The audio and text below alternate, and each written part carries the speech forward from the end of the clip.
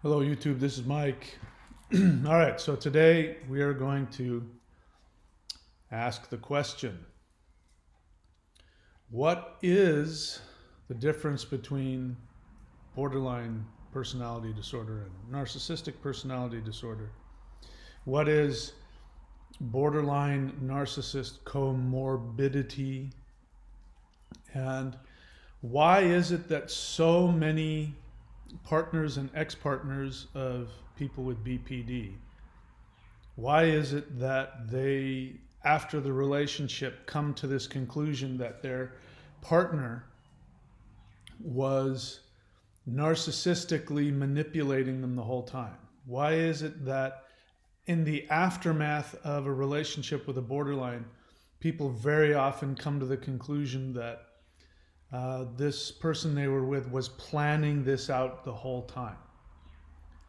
And how can you truly tell the difference between just somebody who's just a borderline and somebody who is a borderline slash narcissist comorbid individual?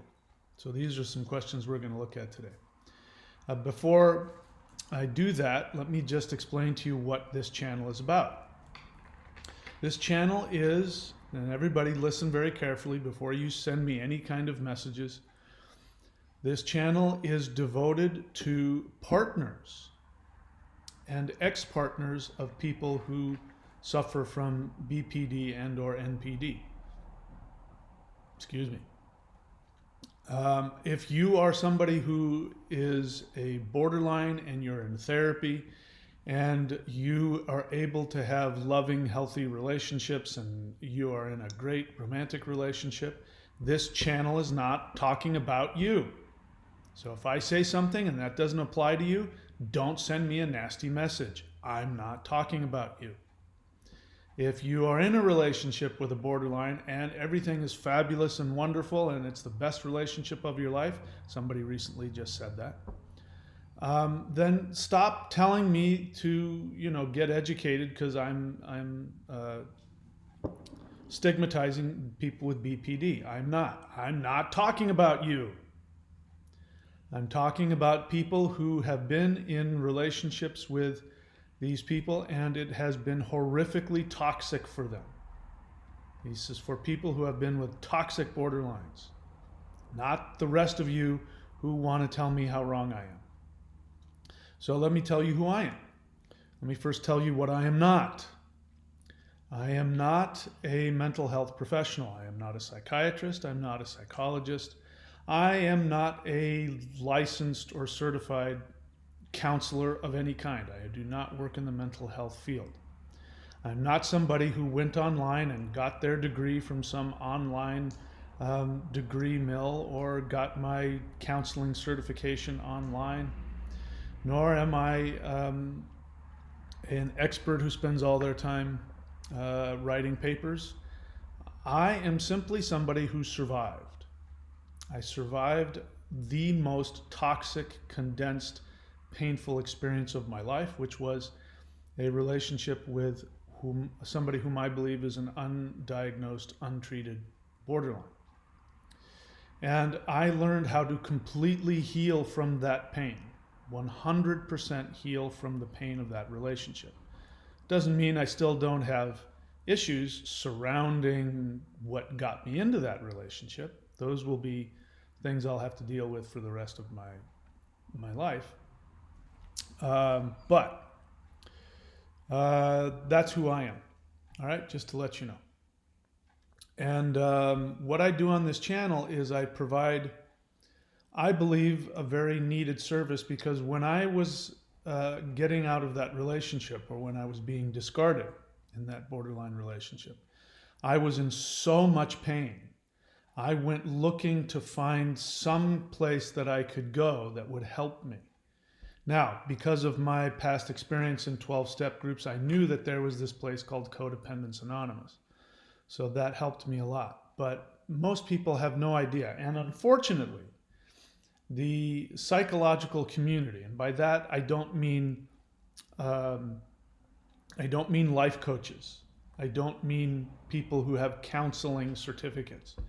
I'm talking about the psychological world out there, psychologists and psychiatrists, people who create the DSM manual.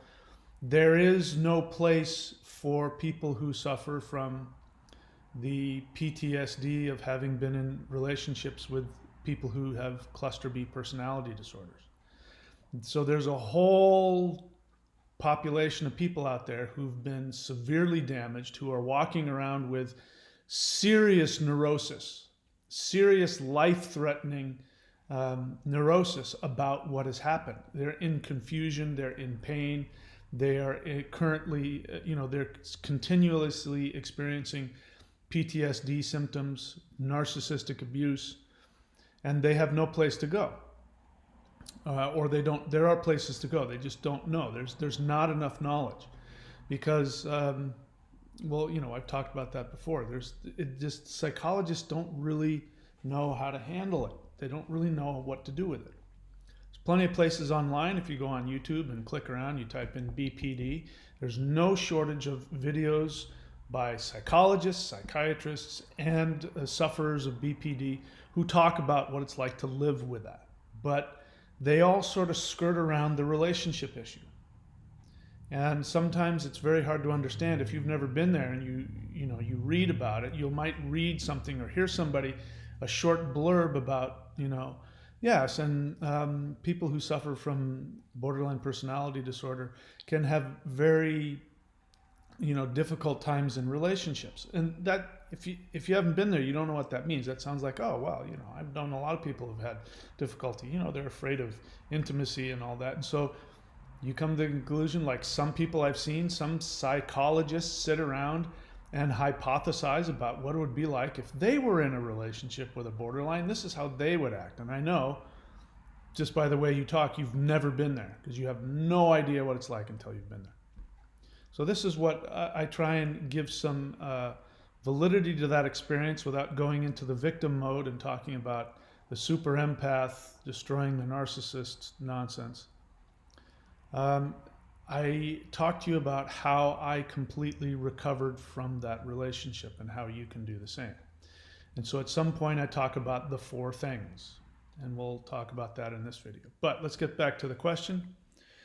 What the heck is going on with this idea of, how can you tell the difference? Maybe we should ask that question. How can you tell the difference between somebody who's just got borderline personality disorder and somebody who is a narcissist or comorbid?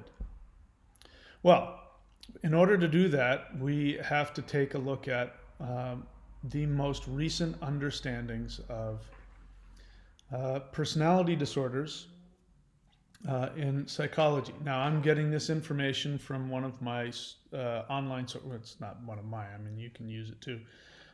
One of the people that I use as a source, who is Sam Vaknin, who I've found to be a very knowledgeable person when it comes to explaining personality disorders, and who, to his credit, gives out continuously the ever-changing landscape of the psychological world. And based on that, some of the latest understandings about borderline personality disorder and narcissistic personality disorder is that they are in fact the same thing. They're 2 different expressions of the same core issue. So in other words, there isn't this huge difference between borderline personality disorder and narcissistic personality disorder. There's some pretty big differences in the way that they have internal coping mechanisms, and there's some pretty big differences in their primary expression in the world. But in terms of the core issue, it's the exact same thing. It is the exact same core issue. It's caused by the exact same things. I've heard talk about, getting rid of these different personality disorders and just talk about a personality disorder, and then there being like this, this scale. Anyway, I'm not sure what's happening with that. But here's some of the talk about it. Borderline personality disorder has now been classified as being called covert narcissistic personality disorder. So a borderline is somebody who can also be called a covert narcissist. And again, covert narcissist, it drives me crazy because people either haven't heard me or aren't getting it. You know, you get your information from, YouTube, which doesn't really pay attention to the, the meaning of these labels. Covert narcissist does not mean a narcissist who is hiding behind something, pretending to be something else, but is secretly planning your demise. It's not, a covert narcissist is not somebody who is conscious of the fact that they are going to destroy you, but they're going to pretend otherwise. That's not what that word means, that phrase.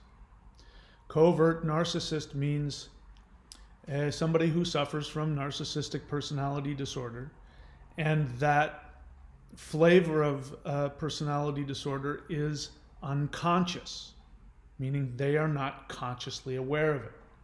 And neither are you. If you interact with a borderline, your first experience is not going to be that they are an evil genius out to destroy the world, that they're not Dr. Evil. They will come across and they themselves will have an experience of themselves, which is why borderlines get so angry with me when they listen to me superficially. They think I am saying that they are evil people who are trying to go out and harm others. And that's not what I'm saying. So they will come across and they themselves will want to interact in a loving, kind way. I mean, we'll get into, the differences even within borderline. But what ends up happening is because they are a covert narcissist, meaning that their narcissism, and by narcissism we're talking about somebody who has no empathy, somebody who is a psychopath, somebody who does seek to destroy you without any empathy. That aspect of them is hidden, covert. It's tough when people, when laymen, and I'm a layman, but when laymen want to talk about scientific principles and psychology as a science, it helps to know Latin. When I was in college, the first thing I did, one of the first, I went through multiple disciplines, and I had different degree things, pursuits for a while, and for 3 years I was studying humanities classics, which meant that I studied, among other things, classical languages, Greek and Latin. I could read the New Testament from the Greek. I could read Latin, and so that gave me an edge. Whenever I went to go and take one of my science courses, I wouldn't even bother going to any of the classes or read the books, because I knew there was going to be a multiple choice question, and they would ask what is, and there would be some scientific name for something, and all I would have to do is look at the multiple choice, because I'd be able to know what the Greek or the Latin meant, and so I could ace my science classes without actually having to go, simply because I knew how to read Greek and Latin. So because of that, and because I actually do listen to the sources who talk about these terms, I know that covert does not mean a secret agent. You've heard that. Somebody's a covert operative. And a covert operative is somebody who is like James Bond, is pretending to be somebody else when they're not. And they're hiding and looking at you, and they're pretending to be this, and they're gathering information so they can take you down. So when people hear the word covert, that's what they think. So you hear the phrase covert narcissist, you think it's a spy. It's a narcissist pretending to be something else, but really they're Dr. Evil planning your demise. And so whenever you go onto any of the Destroy the Narcissist YouTube channels, you'll hear people talking about covert narcissist, and that's what they mean, because they don't know any better, and they don't know what the word means, And they think they're talking about an evil genius spy. But covert is the Latin word for hidden. It sounds a lot like the English word covered, because that's what it means. So we could say a covered narcissist. A narcissist that is covered over by something. In other words, you can't see it. It's hidden to your view, and it's hidden to the view of the narcissist themselves. So that's why borderlines, if you come on here and you get your feelings hurt because I've called you a covert narcissist, I'm actually agreeing with you. You're not out there trying to destroy the world. You're not out there trying to destroy people. You get into relationships with the honest desire to be loving and to be the best partner you can be. I know that. It's because your narcissism is covered. It is hidden. It is unconscious. Maybe a better word would be unconscious narcissist. You're a sleeper agent. You think you're something else until the person behind the screen hits the button, and then you become triggered. Literally, you become triggered and you become somebody else. So borderline personality disorder is a form of narcissistic personality disorder. Why is that important? It's important because, and by the way, let me be clear, the covert narcissism is most explosively triggered within romantic relationships. And in some cases, some borderlines, their disorder does not come out in a lot of other relationships. They can have perfectly good working relationships. They can have friendships. They can have all kinds of other relationships where, they'll say, I hold down a job. Right. So they're able to function and not, act out explosively or destructively, or at least not to the same degree. But where it really comes out is in romantic relationships. And if it doesn't, in other words, if somebody has some kind of disorder and it doesn't express itself the most explosively in romantic relationships, then it's not borderline personality disorder. So this is why in this channel, I think it's really important, to focus on this because, somebody else left a big comment on the channel, somebody who was a partner of a borderline. And based on her comment, it sounds like her partner might have been in therapy, which is great. I'm happy for him. But she was saying that she was with a borderline and it was the best relationship she's ever had. And then she went on to passive aggressively and, with lots of pride, talk about how the rest of us were misunderstanding BPD and that we were uneducated and we were naive and that I needed to stop doing this because I'm causing all this harm by telling other people how horrible borderlines are. And I forgot my point about that. But I floated the question out that, how long have you been in this relationship? To which she refused. She didn't want to answer that question. And I understand that because in the beginning, borderlines are the best in the world. They're the best. If you want to have the best time in your life, catch a borderline in their idealization phase. If you can catch that part and get out before they split, you'll have nothing but good memories. Of course, that's not going to happen because you got in there for your own reasons, and it actually becomes very addicting. Their love bombing becomes very addicting. And so it never happens that way. Nobody ever gets in and gets out unless they're a narcissist. But even narcissists, anyway, point being is that borderlines are narcissists. They're a different flavor of narcissist, and their narcissism is hidden even to themselves. So that's why there are so many people after the fact, when the relationship is over, they characterize the borderline as evil. And I, come up against this a lot because some people in the comments will make these blanket judgments and will say, that they're planning it out, that they manipulate you to accomplish this goal, and we shouldn't give them, we give them too much credit. People say that I am too soft on borderlines because I don't point out that they're planning on it, all that kind of stuff. But the reason why that's important to know is because you're right.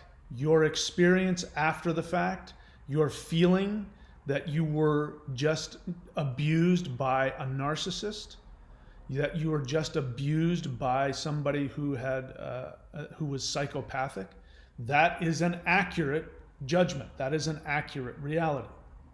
It's because that psychopathy, which is borderlines are also called secondary psychopaths, meaning that that's not their primary interaction with you, but that their secondary, the deeper lying issue when it gets triggered is of a psychopath. And borderlines themselves, many will tell you that they have the ability to flip it on and off. Their empathy, they have the ability to flip their empathy on or off at will. Some of them do.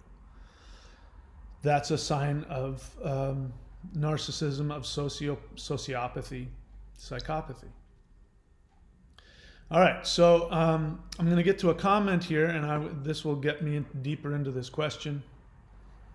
Elvin says, I think your account is hacked. I think you're wrong. You're just probably confused as to the new name of my channel, which I'm doing that for my own fun reasons. But anyway, let me get to the comment here. Oh, I have to open that window up. Let's find that. So by the way, when you leave a comment on my channel, even if you delete the comment, it still shows up in my email box. So I still see your entire initial comment, even if you delete it. And I think this person deleted their comment, and I don't know why, because it's a perfectly good, it's one of the best questions I've ever gotten. And so I want to, that's why it's not on there, because they deleted it. So I have to, here it is, it's in my email. All right, so this person says, in response to my video, Surviving BPD and NPD Relationships, How to Keep the Borderline and Narcissist Away. This person says, hi, I'm curious what you mean when you say this person, meaning my now borderline ex, when you say this person was the most beautiful and wonderful person you ever met on all levels. I just have a hard time wrapping my head around that. I understand trauma bonds and have experienced many, but the cluster B people always feel kind of devoid of the things that make people truly beautiful to me, like the inner light of a truly authentic character and the belly laughs you get with heartfelt humor. Parentheses, they often only have wit, not really gut level humor. Even if they are creating the smoke and mirrors of a super personality on the surface, it always feels kind of phony and subtly agitating to my nervous system to be around these people, meaning borderlines. I have been surrounded by narcissists my whole life, starting with my parents, but not so much with BPDs. So maybe that's why I don't quite get the beautiful and wonderful part. Maybe their ability to empathize gives them wondrous quality you speak of. So this is a really great question. First off, I want to address something she said I said, which was, according to her, she says, I'm curious what you mean when you say this person was the most beautiful and wonderful person you ever met on all levels. I don't know that I said that. I may have said one of the most. If I did say the most, I mean, I was being expressive in the moment. So, but it is your experience when you meet them. Perhaps, she's conflating different things that I said, but it was my experience when I met her and during the initial phases of the relationship that, wow, this could be the most, spiritually evolved human I've ever met. And that was because I didn't know, number one, what I was dealing with, but number two, it's because when borderlines are love bombing, there's a spectrum, a pendulum swing. So I think that's a good way to look at it. You want to know where your borderline is at, their behavior. Well, check where the pendulum is, because the pendulum swings from two extremes. On the one extreme, when they're idealizing you, when they first meet you, they idealize you, they're literally worshiping you like a god. There's literally nothing you can do wrong. Everything you do is everything they've ever wanted. That's because borderlines are emotionally and psychologically frozen at infancy. You know, they have what they call arrested development. So emotionally, psychologically, they're arrested in many parts of their mind as an infant. So an infant, in order to survive, must deify their parents. Now, you don't know that's what's going on because you're talking to an adult who has an adult vocabulary, an adult intellect, and seemingly, you know, seems to be fully mature. But on an emotional level, they're not. They're not seeing things objectively at all. So they're seeing you, they see you literally as a god. They worship you. And so that's why there's literally nothing you can do wrong, and everything you do is the best, and why you're the best, you know, they call it my favorite, you know, their favorite person. And that's because they only know how to do that, because that's the way infants are. Infants can only do one of two things. So the pendulum swings. If it's on an upswing and you're being deified, you're experiencing their honest appraisal of you. And that's why it's so disarming. You know, it just disarms your normal, you know, whenever you meet somebody and you date somebody, even if you're attracted to them and there's, you know, butterflies, you're still, you know, there's still some, you know, you have to get to know somebody. You have to learn to truly trust them. You have to, you know, they have to earn your trust in them. And, you know, when you learn that they are completely safe, you drop all of your guard and you let all of yourself in, ideally. That's normal. But, you know, we get confused because we're designed, our evolution is designed to drop all of our guard for helpless babies.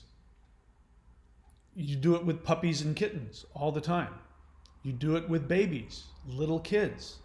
You drop all of your defenses because they're harmless little needy little beings, and so in order to survive, we respond to those things. We go, oh, you know, even their poop smells good when they're, you know, just born. Oh, look at he pooped. How, you know. So there's this two thing going on where there's this projection, this dual projection going on. So that's one of the things why, if you're wondering why you drop your guard, that's one reason why. So she's having a hard time understanding why I felt that. So that's one thing. Everybody's going to have that experience first time out. But I wasn't saying just that, and I still mean it, and I'll say it again. My borderline ex, she as a person, her character, she is one of the best people I've ever met. She truly is somebody who is a very loving person. She works very hard to be a loving person. She's a very spiritual person, and she works very hard to be spiritual. She's very intelligent, and she works very hard to communicate authentically and lovingly and constructively. So this is the person you will run into when she's not triggered. And she would be classified as a quiet borderline. But the reason why I tell people that whole quiet versus loud borderline is nonsense is because, you know, if somebody's a quiet borderline versus a destructive borderline, those are choices that they make.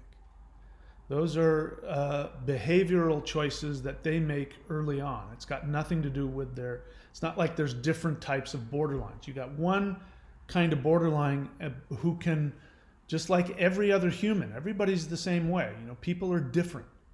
Borderlines are humans. They're different. There isn't one kind. There's all different kinds of expressions.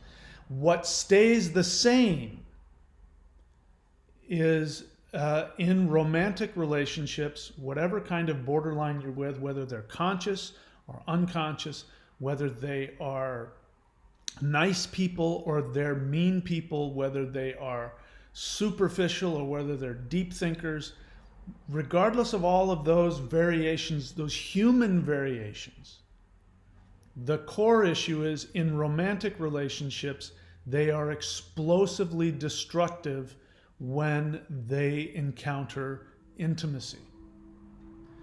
The destructive aspect of BPD in romantic relationships, there's a lot of destructive aspects to BPD, but the main thing that really causes the hugest amount of destruction in the relationship and in the partner is their reaction to their perception of intimacy. Listen to my words very carefully. When the borderline feels that true intimacy is happening, when they start to feel vulnerable, like they are starting to fall in love with you, when they start to feel like you really do love them, that experience, which we all go through, which normally is maybe a little bit scary, but it's also really fun. You know, and people say, I think I'm falling for you, and they smile. And the other person says, I think I'm falling for you. And then they kiss each other and they have great sex, and it creates an intimacy. When that experience happens, whether it's actually happening objectively or if it's an internal experience with the borderline, because they've never learned, because they were never given an opportunity to learn how to trust, that feeling of love actually starts to feel absolutely overwhelming to them. And they cannot tell the difference between their self-defense mechanism of surviving their fear of abandonment. So everybody has this. Everybody has a fear of abandonment. But, you know, if you've grown up, you know, with some love and nurturing, and you've learned how to tolerate that fear, then you do just that. You tolerate it, and it's on a much smaller scale. You also know on some level you'll be all right if if it doesn't work out. But borderlines don't, because they are emotionally regressed at the stage of infancy. For an infant, if the mother does not love them, it will kill them, literally kill them if they're not loved and accepted. So that feeling of being loved and starting to fall in love, the normal response of the fear of abandonment pops up, and that fear of abandonment equals death. And because they've only known rejection, it's hardwired into them, because sadly it happened at such an early age. It's hardwired into them to respond to save their life. And that response is violence. They respond emotionally violently to it. Now, depending on their character, because everybody, even borderlines, have different characters, depending on their character will tell you how they respond to that violent self-defense instinct. If they're a quiet borderline, that means that they're choosing to respond to that instinct through quiet means, which is going to be passive-aggressive. They're going to ghost you. They're going to stuff their feelings down and then act out later. They're going to wait a day like mine did and call you on the phone and say, I've thought it through and I can't ever be with you. I can't trust you, right? Or if they are impulsive, if they're impatient, if they're not deep thinkers, if they don't have a good character, because there are borderlines that have very good characters who have worked really hard on themselves. And there are borderlines that are selfish and narcissistic and lazy, and you know what I mean? There's all different kinds. So depending on their character, they will respond to the same impulse in a different way. So those that are loud and throw things and slash your tires, those that immediately, are manipulative and they seek to hurt you, they plan out. Some of them will then, when they're in their psychopathic mode, will plan out your demise, will stalk you, and will seek to smear you. Some of them don't have, or don't even try to put any discipline towards resisting their defense mechanism impulse. right? So if you're dating somebody that's a borderline, they're going to deify you, and then they're going to swing to the other side, and then they're going to want to destroy you because they'll see you either as God or Satan. Depending on their character is going to tell you how they act. That's it. So when I say my borderline was all these wonderful things, that's because she was. But she also suffered from borderline personality disorder. And she was psychopathic. And so she was honestly, when she looked me in the face and tell me that she couldn't have anything to do with me and that she knows that I've been planning out her demise this whole time, you've been lying to me this whole time and manipulating me, that she honestly believed that. And in her mind, she had put up with it, and now she finally had to stand her ground. Of course, she has a personality disorder, which means that in that moment she was, forgive the word, she was crazy in that moment. She was not seeing reality for what it was. But there are borderlines who use their own, who use their own empathy. They'll use their own fears. They will justify their fears. They do the same thing that everybody else in the world does. Because out there in the world, with people who don't have personality disorders, you have good people and bad people. You have mean people and things like that. So a lot of times borderlines will come on, and because borderlines are covert narcissists, meaning that it's hidden to them, they don't remember. The other thing to remember is that when borderlines split, they usually dissociate, which means they personally do not identify. If they are aware of the destructive behavior that they're doing, they don't identify with it. When they remember it, when they look back on it, they see it as something somebody else did. They don't believe that they did it. But many times they'll dissociate to such a point where they won't have any memory of what they did. So when they look back on it, they won't see themselves as these evil people. So I run into this all the time. Borderlines come on my channel and they want to explain themselves and say, you don't understand. That's not us. You're talking about a narcissist. You're not talking about a borderline. I have empathy. Yes, I have problems. Yes, sometimes I'm difficult, right? So they minimize what they do. They know that they don't have great interpersonal skills when they're triggered, but they don't really have any awareness of the amount of damage they cause. Or if they do have an awareness of that, it's intolerable for them, so they try to minimize it or justify it. Every other human in the world does those same things. The only difference is they're not suffering from this kind of personality disorder. So when I talk about my borderline X that way, I'm seeing it with 20/20 vision. Now, having said that, when I say she was one of the best people I've ever met on all these levels, it does not mean by any stretch of the imagination that I want to get anywhere near her. She's kryptonite. She is, she's radioactive. She's toxic. She is the most toxic person I've ever experienced in my life. I'm not judging her for that. When I say she's toxic, I'm not saying that she's Dr. Evil, because she's not. There are some borderlines that when you go no contact, it stimulates them to become psychopathic stalkers. And so some of you, when you say, how difficult it is, you're married to one, and what if, she's threatened to kill herself, she's going to do this. And some people, when the borderline gives them the final discard, and or if they go no contact or even try to break up with them, the borderline will become dangerous. And I mean, physically, emotionally, financially, personally, they can become really, really horrifically dangerous psychopathic people. So I'm not minimizing that, but it doesn't change the fact that that's still the only option. It's the first thing you have to do. I'm lucky because the woman that I was with was all those things that I said. I know her well enough to know that whatever her response to my going no contact with her, whether she was already psychopathically had forgotten about me, or if she, like happens with most borderlines, she came to a few days later, or just the fact that you've chosen to go no contact stimulates them to rethink what they've done and they want to go back and hoover.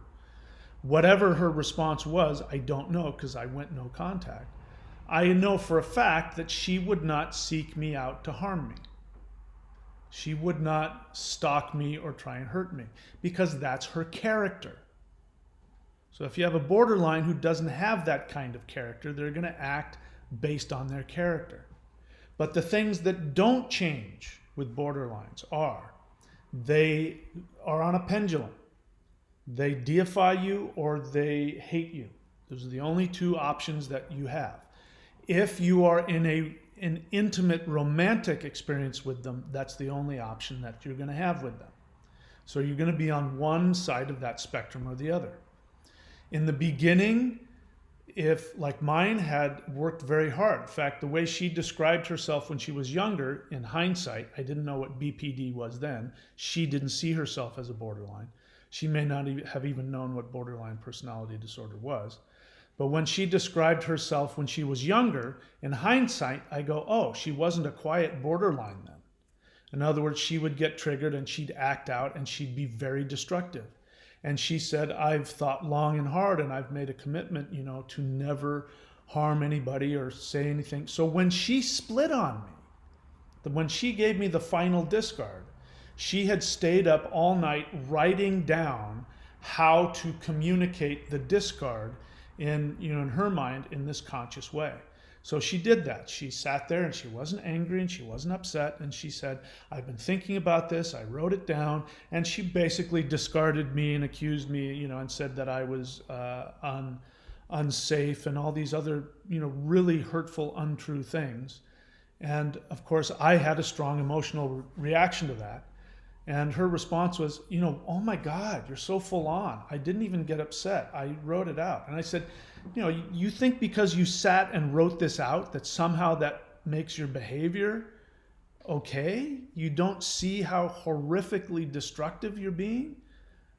And of course that was her form of psychopathy. But her character defined how she became psychopathic. When she became psychopathic, she would be very reasonable and she would, now don't get me wrong, she wasn't like held together. She was held together by, toothpicks and rubber bands.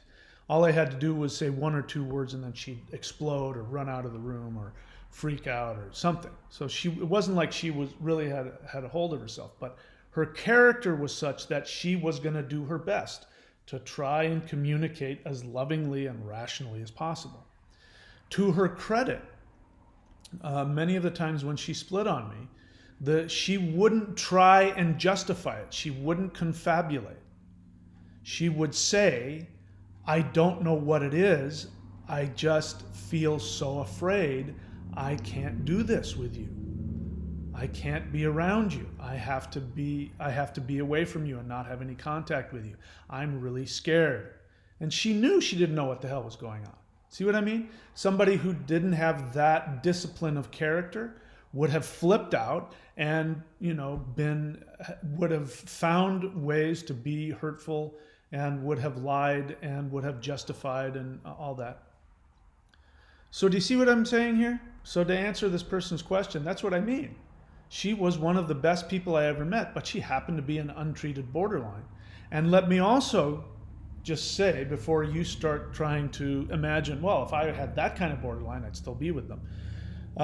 It was also the most toxic experience of my life, that there was literally an air of toxicity about it.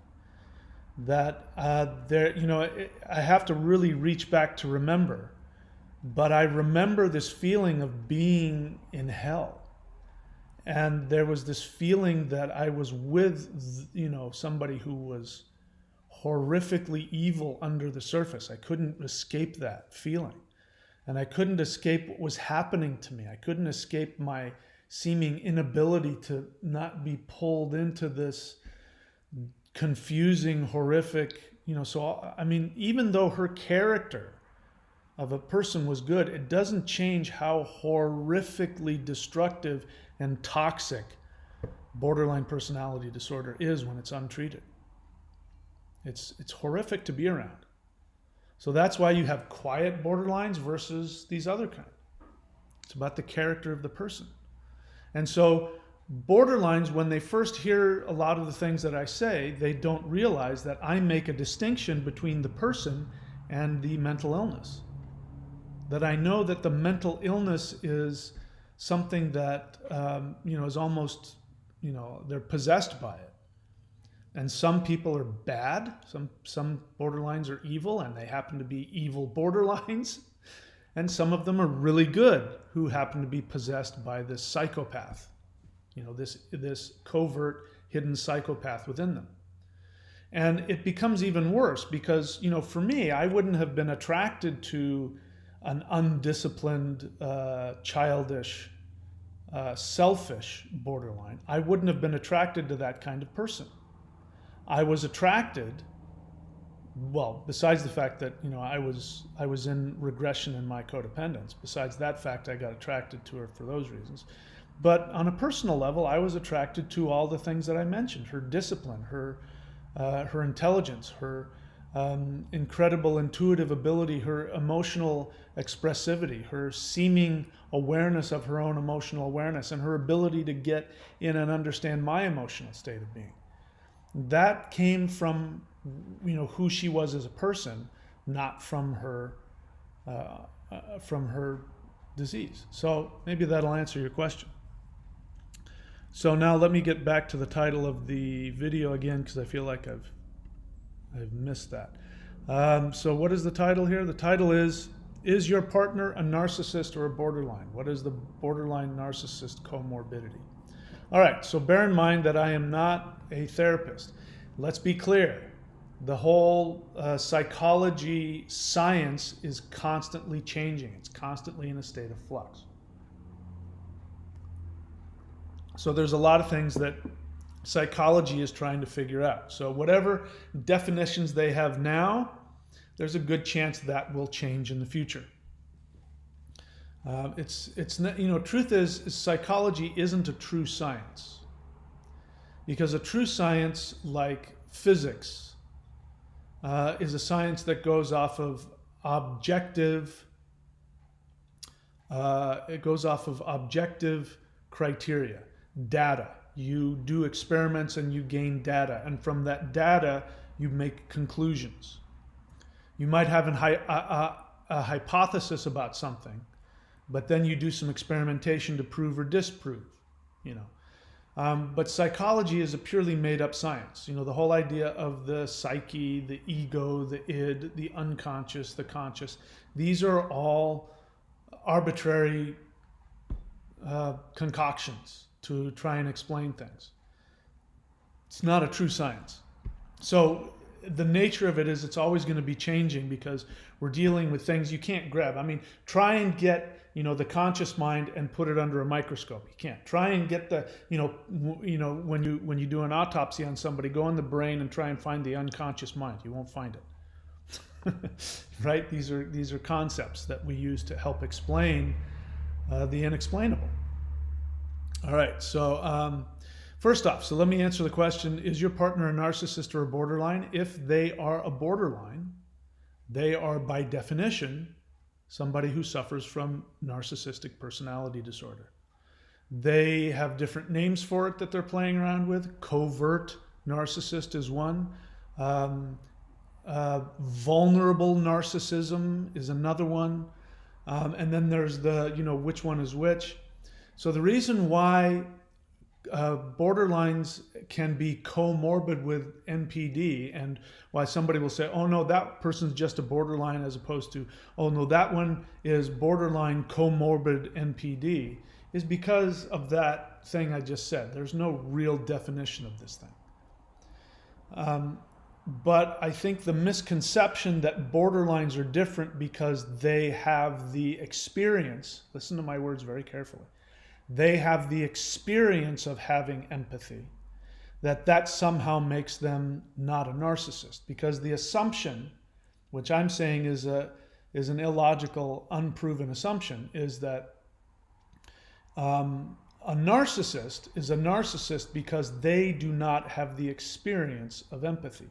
A sociopath, a psychopath, these are people who and in order to make us understand it better, to make the distinction between a narcissist versus a borderline, oh, that person's a sociopath. Oh, so they look a lot like borderlines, but they don't have any empathy. And I've said before, and I'll say it again, I think that's a disservice and I think it's a superficial, lazy classification on the part of psychologists. If the assumption is that borderlines can benefit from therapy because they have empathy, therefore they have a better chance of healing and growing. And so when you tell somebody who has a personality disorder, because people with personality disorders don't know, they really don't know the difference. They really don't know. Crazy people don't know they're crazy. Forgive me for using the word. They don't realize it.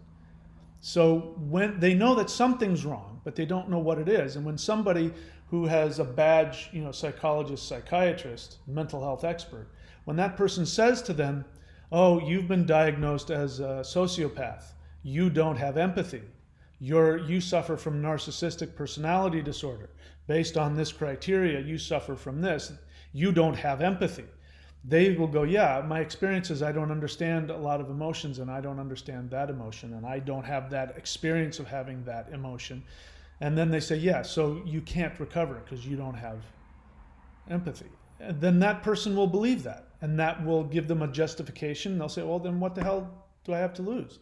I don't have empathy. I'm never going to recover anyway, so what the hell? I'll just go become a serial killer, right? Because somebody in authority has told them they don't have any empathy, therefore they can't heal. And so the borderline, who may be just as psychopathic, who may be just as destructive, who may have the experience of having empathy, you tell them, oh, you have empathy, you can heal if you do the work, then they get to justify their behavior. They get to act out, and they say, like as they do all the time, you have no idea what it's like for me. You have no idea what I go through. In other words, normally, if a normal person did what I did, yeah, that would be horrible, and they would need to look at that. But I'm a borderline. I can't help it. I'm a narcissist. I can't help it. But the truth of the matter is that loving behavior does not require an emotional experience of empathy. And if we could really get borderlines to understand that their experience of their emotions is not the criteria for how they should behave, then they don't get to fall back on that, no, but I have empathy. No, but you don't understand. Because nobody cares. I mean, if somebody loves you, of course they care how you feel. But in terms of, if you're sticking an ice pick into my eyeball, I'm not going to care whether or not you have an emotional awareness of what you're doing. Because that eyeball's gone now. And I have to live with that for the rest of my life. Whether you meant to do it or not, whether you realized it or not, whether you planned it or not, totally irrelevant. And this is why after the fact, because when partners are in it, they want to justify, they want to empathize, so they try to find ways to explain away the horrifically destructive behavior of their partner. So they will, but when they get the final discard and the borderline has destroyed the relationship beyond repair, or they've just outright discarded them sociopathically out of nowhere, when that sinks in, then the partner is going to realize that their experience of it feels as if they were with an evil genius narcissist who's been planning this out. In fact, the destruction, the devaluation, another word I would use instead of to devalue somebody is to deconstruct them, because that's what it feels like. What borderlines are genius at doing is, again, whether they do this consciously or not, it doesn't matter. You borderlines, you're like, I didn't plan on ever doing that. It doesn't matter. It feels exactly the same. And if you look at it on paper, there's no difference. The destruction of your partner's being, their life, will look identical when you look at, if you look at somebody who's just a borderline and you look at what has happened to the partner. And if you take a narcissist, somebody who's sociopathic, who doesn't have empathy, quote unquote, and who, quote, plans out their demise, you will see that the events happen in the exact same order. And the experience is exactly the same. You cannot tell the difference. So when you're on the other end of it, after you've been discarded and destroyed by your borderline, after the fact, you're gonna, when you think about it and you realize what was done to you, and when they said this, and they did that, and then that led to this, and then they did this, you're gonna go, oh my God, they planned it. And it won't be an irrational conclusion because it will look exactly as though they planned it. That's why people after the fact on here will go on about why they meant to do it, why they're evil geniuses, because it looks exactly that way. So the way that I like to describe it is I say borderlines don't consciously do it, but their mental disorder does. And so you have to understand that if you're with a borderline, you have the external borderline. That's not a narcissist. That's a damaged, frightened, super sensitive, empathic, very loving, child, wonderful sex partner, beautiful, purely loving, worshiping you person. That with that person, standing right behind that person, is the evil genius who is actually whispering into the borderline's ear, getting the borderline to drop their guard, telling the borderline to fall in love with you, telling the borderline to worship you, projecting, whispering in the borderline's ear. When you look your age, but the borderline sees you as, oh my God, you look 30 years younger than you really are. Oh my God, you're the best person. It's because there's this psychopath whispering in their ear, telling them, this is the best person you've ever met. This person loves you more than anybody ever could. This is your knight in shining armor. And so they're believing it. They're believing this thing that's being pumped into them.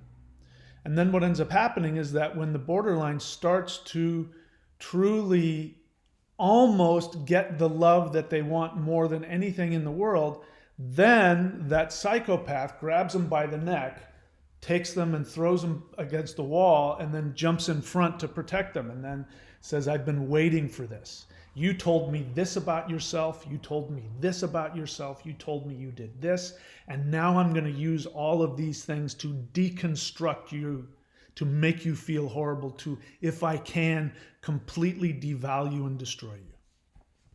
That is what's going on. The borderline who's been thrown to the back and is in the back of the cage watching what's happening, in their mind, they're just doing what they can to protect themselves. Either they know that they're overreacting, or they justify it to themselves that, no, this person deserved it. Now I see who they really are.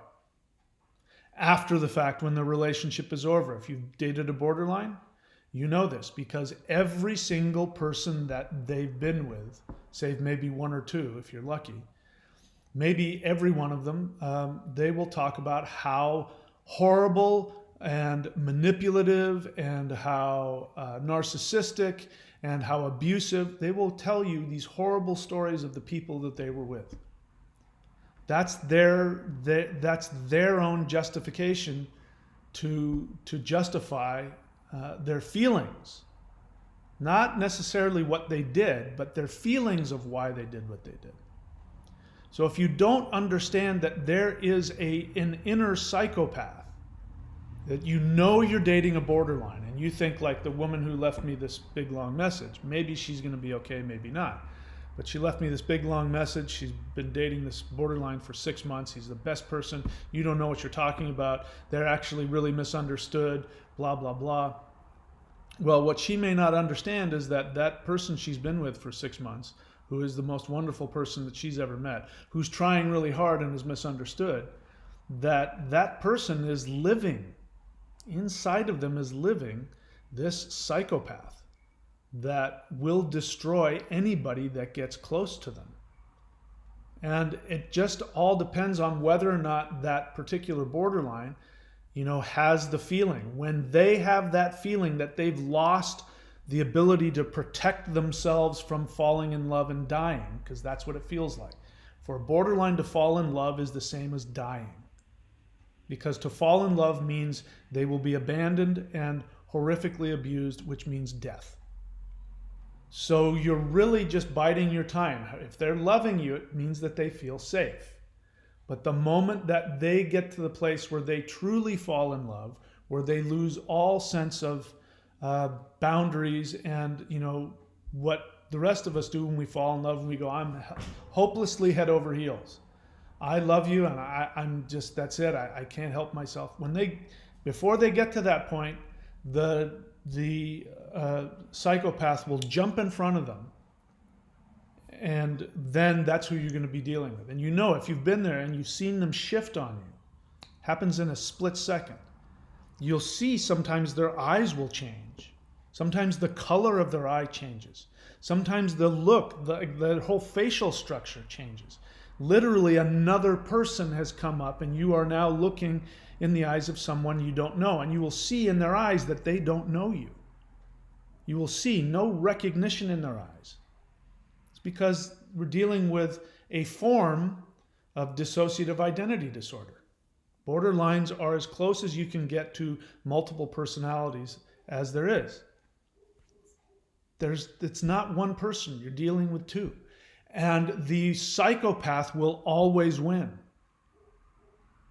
This is what therapy is about. Therapy for a borderline, if they do therapy and they're successful, it means that they have the ability to keep the psychopath caged up. That means that they're able to manage their symptoms. It means that they're able to act in a loving way, even though there's a psychopath caged up in the back of their mind screaming at them to tear your throat out. If you don't understand that, then you guaranteed you will be horrifically damaged. Okay? So, there's my rant for today. I'm happy to take any questions if there are any. Elvin says, I think your account is hacked. Nope, I did that on purpose. Let's see. I prefer questions. I prefer honest questions and honest feelings, but I will today look at whatever's here. Breaking up with my BPD ex was the hardest thing I've ever done. It's amazing the extent of okay, before I go any further, let me give you the 4 things you have to do to survive.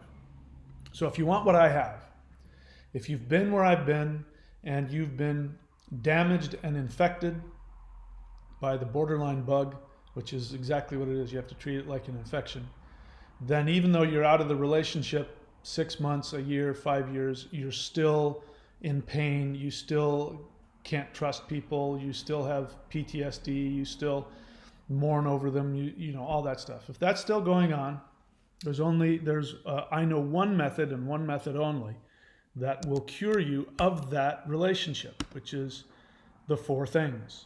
So number 1 is you go no contact, which means you make it impossible for them to contact you. Not that you stop calling them and you stop calling them, but you're still watching them on Facebook. Or you're just not calling them today and you hope it'll work out and you hope they don't call you. No, going no contact means you make it impossible for them to contact you. You throw your phone in the river. You move.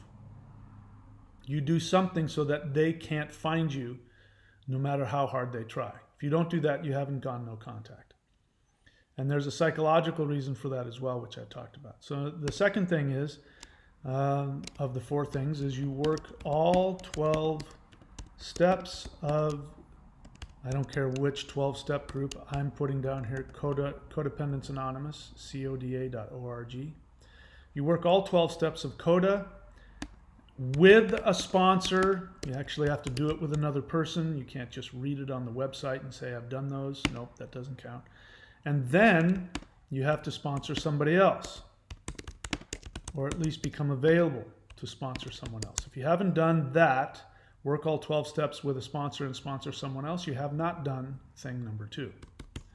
Thing number 3,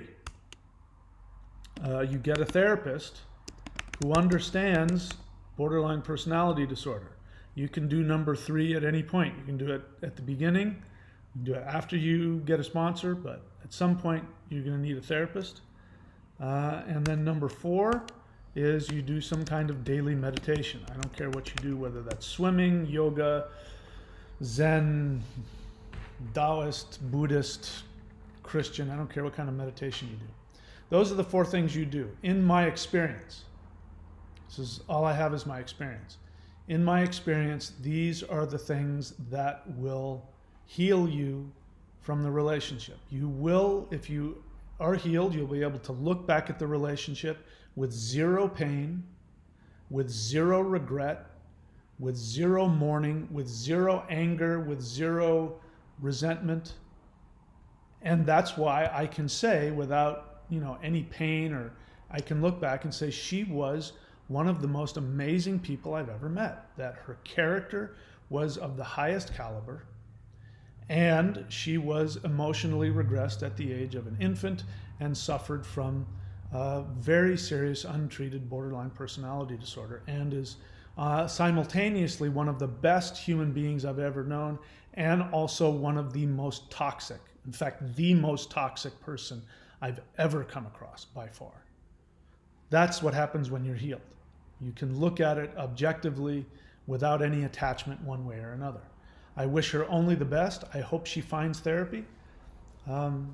She might never find therapy. And either way, I'm not going to spend any time worrying about it because it's not my problem anymore. Okay, those are the 4 things. You got to do those. So, Vicrix says, breaking up with my BPDX was the hardest thing I've ever done. It's amazing the extent of the emotional damage they can inflict. For me, it was like a death by 1,000 cuts. Yeah, that's because what the borderline does, what their mental illness does brilliantly, even more brilliantly than narcissists. Narcissists are, bludgeons. They wish they had the narcissistic fatality that borderlines have. The borderline's illness, actually, the agenda of the emotional illness that they carry is to offset their disease onto you. So the strategy is their unconscious psychopath does plan out your demise. And how they do that is they get, during the love bombing phase, bear in mind, the borderline is in front, is engaging with you, is on a leash. The psychopath part of them lets out the borderline on a leash. And so the borderline feels that it's free. I'm going to be okay now. I'm going to love this person. Everything's going to be wonderful. I'm going to be okay. But the borderline is trying to get away from the psychopath inside of them. They're trying to run away from that. Their primary goal of the borderline is to be free of the inner psychopath. The inner psychopath will sink into the background, and there are times the borderline will think they're going to be okay, that this won't happen anymore. I'm going to be fine now. I can finally be loved and loved. But there's a rope around their neck, and the psychopath has them on a leash. And the goal of the inner psychopath is to gain as much information about you as possible, to gain as much access to the innermost workings of you, the most intimate parts of you as possible. In fact, they get off on it. And then when the borderline that's out on this leash that thinks he or she is free, when that person then starts to really attach, they're about to attach to you, the psychopath reels them back in out of nowhere, like just at the drop of a hat. That's it. That's what I was waiting for. And then they'll reel the borderline back in. And then the psychopath will take prominence and will take all of that information that the borderline lovingly coaxed out of you. And then they will use that against you in the most psychopathic, narcissistic way possible, with the goal of completely destroying you.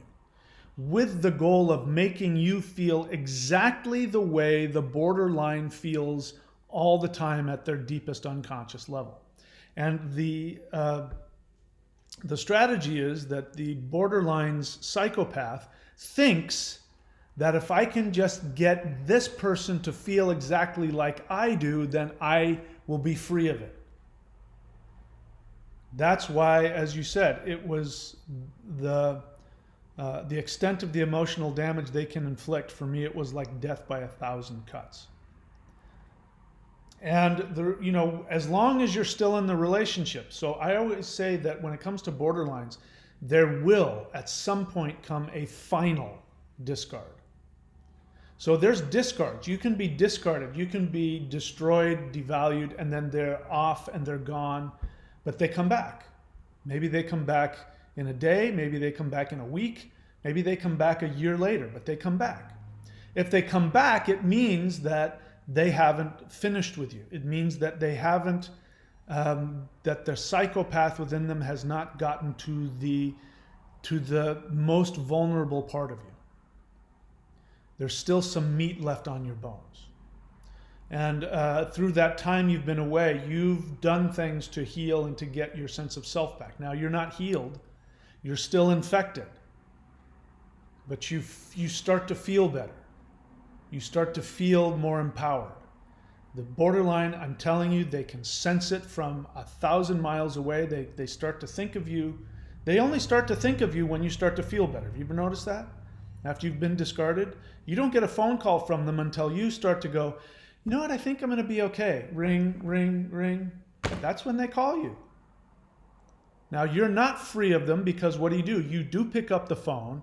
You might get self-righteous with them and say, you did this to me and you did that to me and I'm never going to let anybody do what you did. Do you realize what you did? And they will, in whatever way that they can, they will explain to you how they didn't mean it, or they do understand, or you don't understand, this is why I did it, but I realize you're the one and I promise this time it won't happen. Or they gaslight you and say, no, you're the one that split on me. Don't you remember? And you go, oh yeah, maybe I did.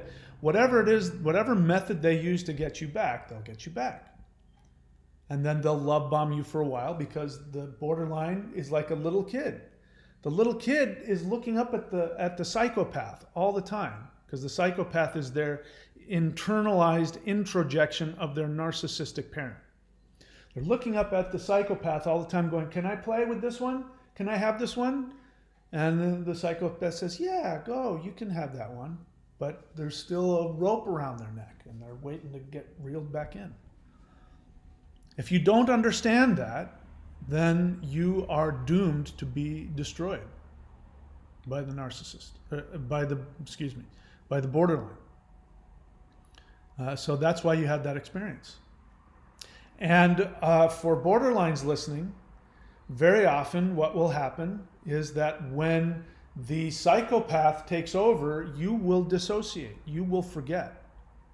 So that's why when somebody tells you afterwards what you did, you may not have any memory of it, or you may have an altered memory of what happened. This is why it's a personality disorder.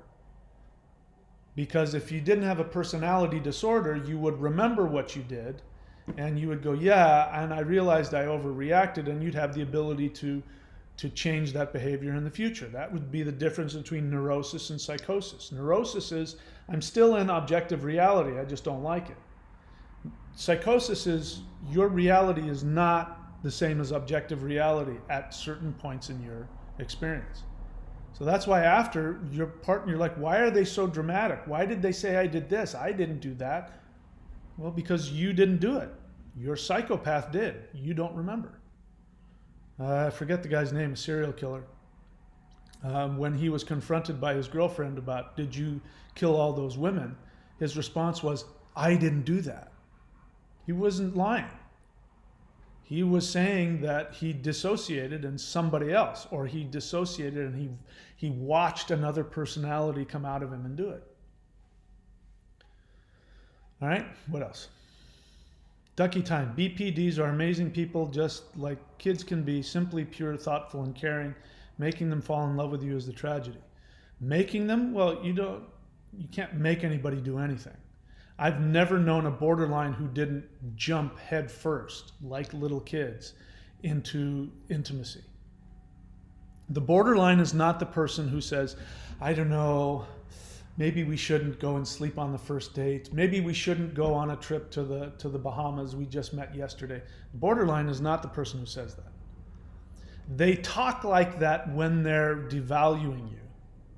So they devalue you all kinds of ways, but they're the ones, in my experience, that always make the first move. Just like a little kid. Little kids will walk right up to somebody. Hi, mister, how are you? I mean, it happens all the time. I'm walking and there'll be a 2-year-old kid. You know, parents and the 2-year-old kid will say, hello. They're just like little kids. So none of that, you can't make them fall in love with you. They choose to fall in love with you. They just met you and they're already in love with you. You can't make them do anything. Luke Starbuck. This distinction between the character, their impulse is so helpful in all my reading. I haven't come across this concept. Yeah. Look, psychologists are doing the best that they can.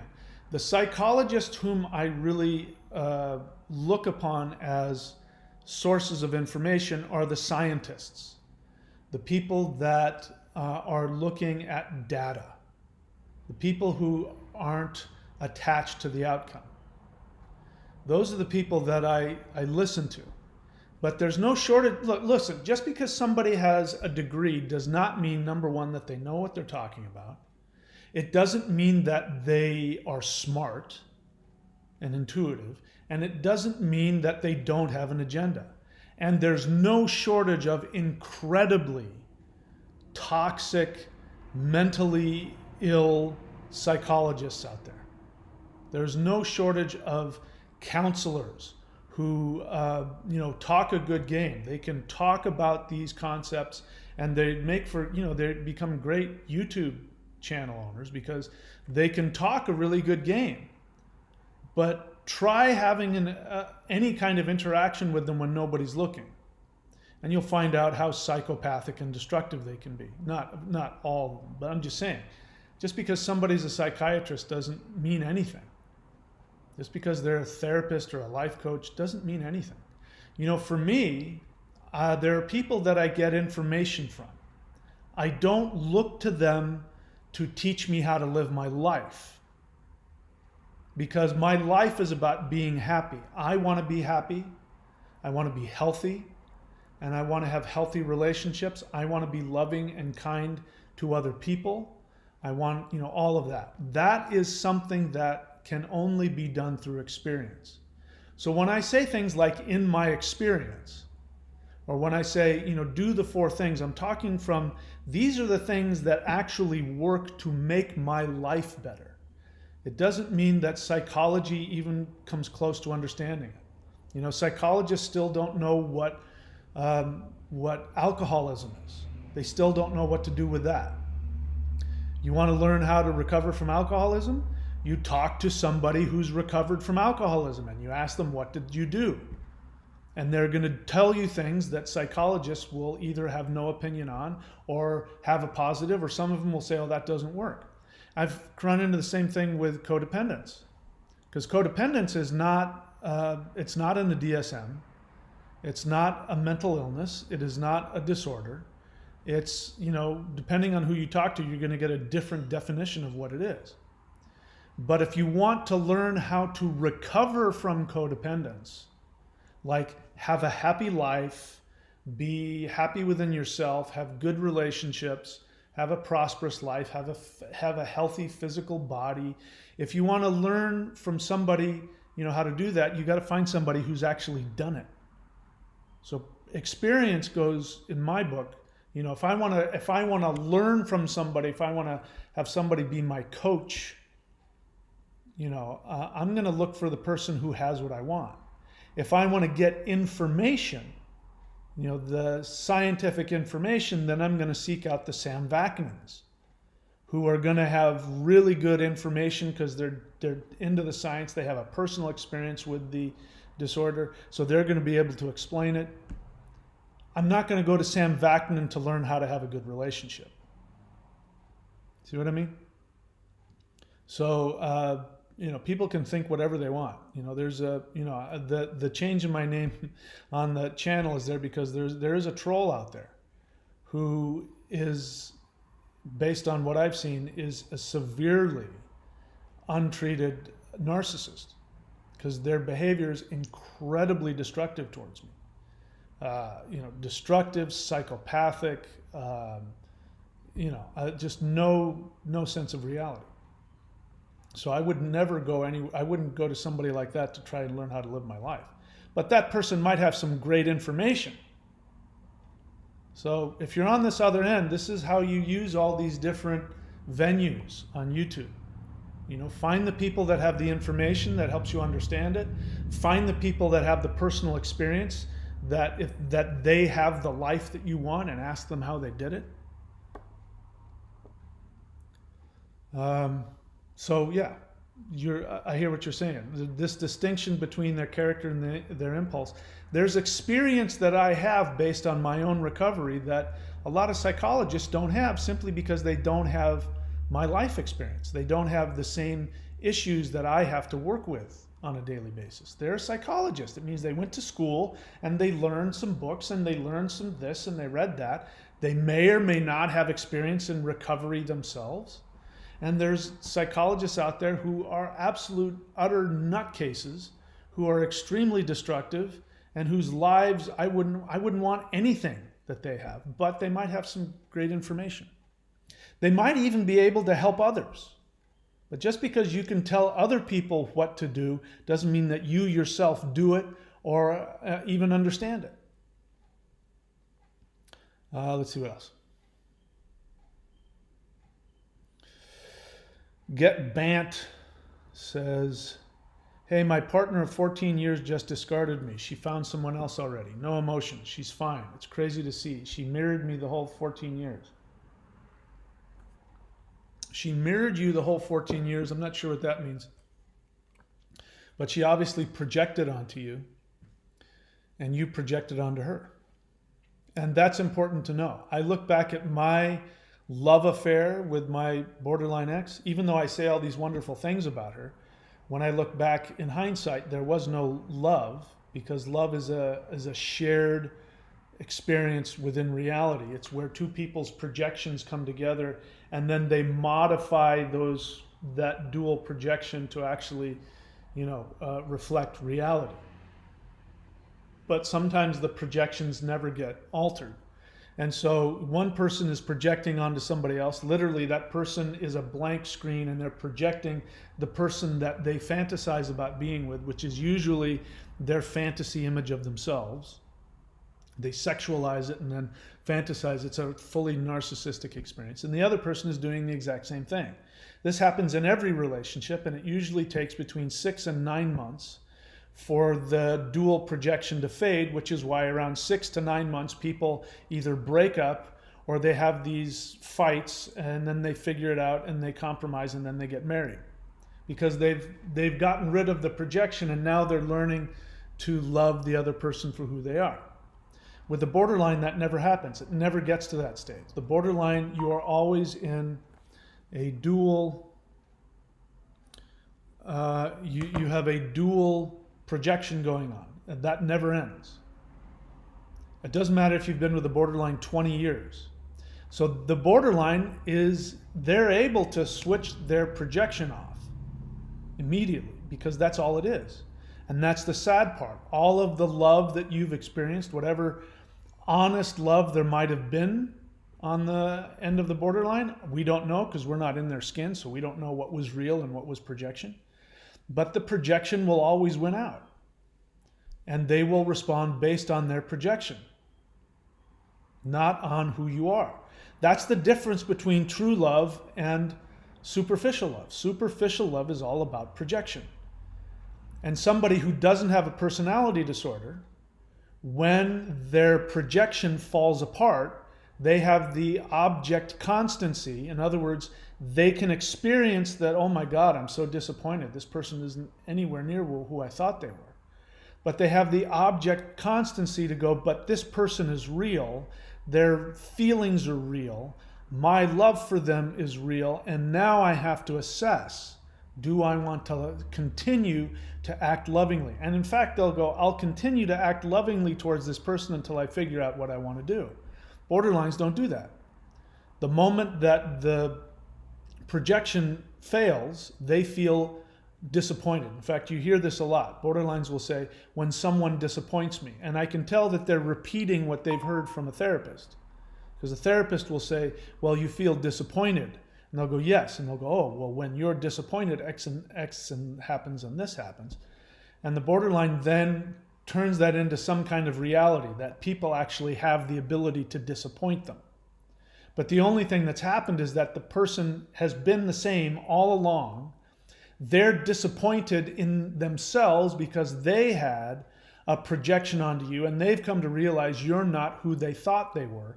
And instead of taking that where it belongs, which is, oh, I had my own projection and I was wrong, let me see who this person is. I'm going to stay with them and keep loving them, and I will work to love the person in front of me because it's my fault, this is my failing. Instead of that, because they're infantile, their projection fades. They see the person for who they really are. Their perception is that person lied to me. That person has disappointed me. And now they only have this feeling like an infant of being disappointed. So it's so intolerable for them to stay with that person and to act consistently. That feeling is so intolerable, they leave, and they justify it to themselves by saying, that person was lying to me the whole time. That person wasn't who I thought they were. That person gaslit me. That person, they project back onto you exactly what they're doing to you. So yeah, 14 years. You were with her, according to you, for 14 years. That tells you that for 14 years, she didn't see who you were. But you also didn't see who she was, because if you did, you would have seen the inner psychopath that is just waiting for that moment to flip the switch on you. And the fact that it took 14 years instead of 14 days, that's kind of immaterial. That's the sad part. People who've been with borderlines, they don't realize they've been projecting the whole time also. So get bent, you were doing the same thing. Difference is you have object constancy and your partner doesn't. What else? Get banned. Okay, you guys are talking to each other. What else? There's me talking about the... Okay, Jameson-san, honest feeling. Your description of being with a BPD once they feel safe, love, makes me feel regret and longing for BPD I discarded. That's projection. So this is why you're attracted to borderlines to begin with, Jameson. Because you, being the codependent, you were damaged, obviously, as you know, I know you, so I know your history. You were severely neglected, damaged, confused, and so you feel damaged and hurt, and because you were. So that feeling is so intolerable that when you see it in somebody else, it creates a tremendous, what you experience as love and empathy. But your love and empathy is projection. So you're longing for your BPD that you discarded. By the way, if you left a borderline because of abuse, that's not a discard. A discard means, that term refers to throwing somebody away like a piece of trash. I've eaten the whole bar, now there's only the wrapper. The wrapper has no use for me, I'm going to throw it away. That's not what you did. If you go no contact, if you leave, if you break up with an abusive person, that's not a discard, because you probably didn't want to do it. You probably wanted to stay, you wanted to be a good person, you were hoping it would work out. You're simply leaving because it's tearing you apart. That's not a discard. So having regret over the fact that you broke up with a borderline, is understandable, but it means that your entire connection was based on a projection. You were trying to love yourself the way that you love this borderline unconditionally. Even now you have pity for them, knowing how much pain that they're in and how broken they are and all of that. instead of coming from a place of self-empowered identity, which says, wow, that's really sad what's going on with that person, but that person's incapable of loving me. That person is really destructive. So even if I wanted to love them, I couldn't because they won't let me. Because you don't have that awareness, it's because of your projection. Your projection is selfish. And I don't mean that in a bad way. It just means that the feelings that you have, the regret and longing you have for the person that you left, is your experience, and what you want is you want your parents or those who have harmed you to have that empathy for you, to swoop down, pick you up, and make it all okay. So it's a real feeling, but it's a projection. In other words, that person hasn't earned, I can guarantee you, that person through their behavior has not earned your regret and longing for them.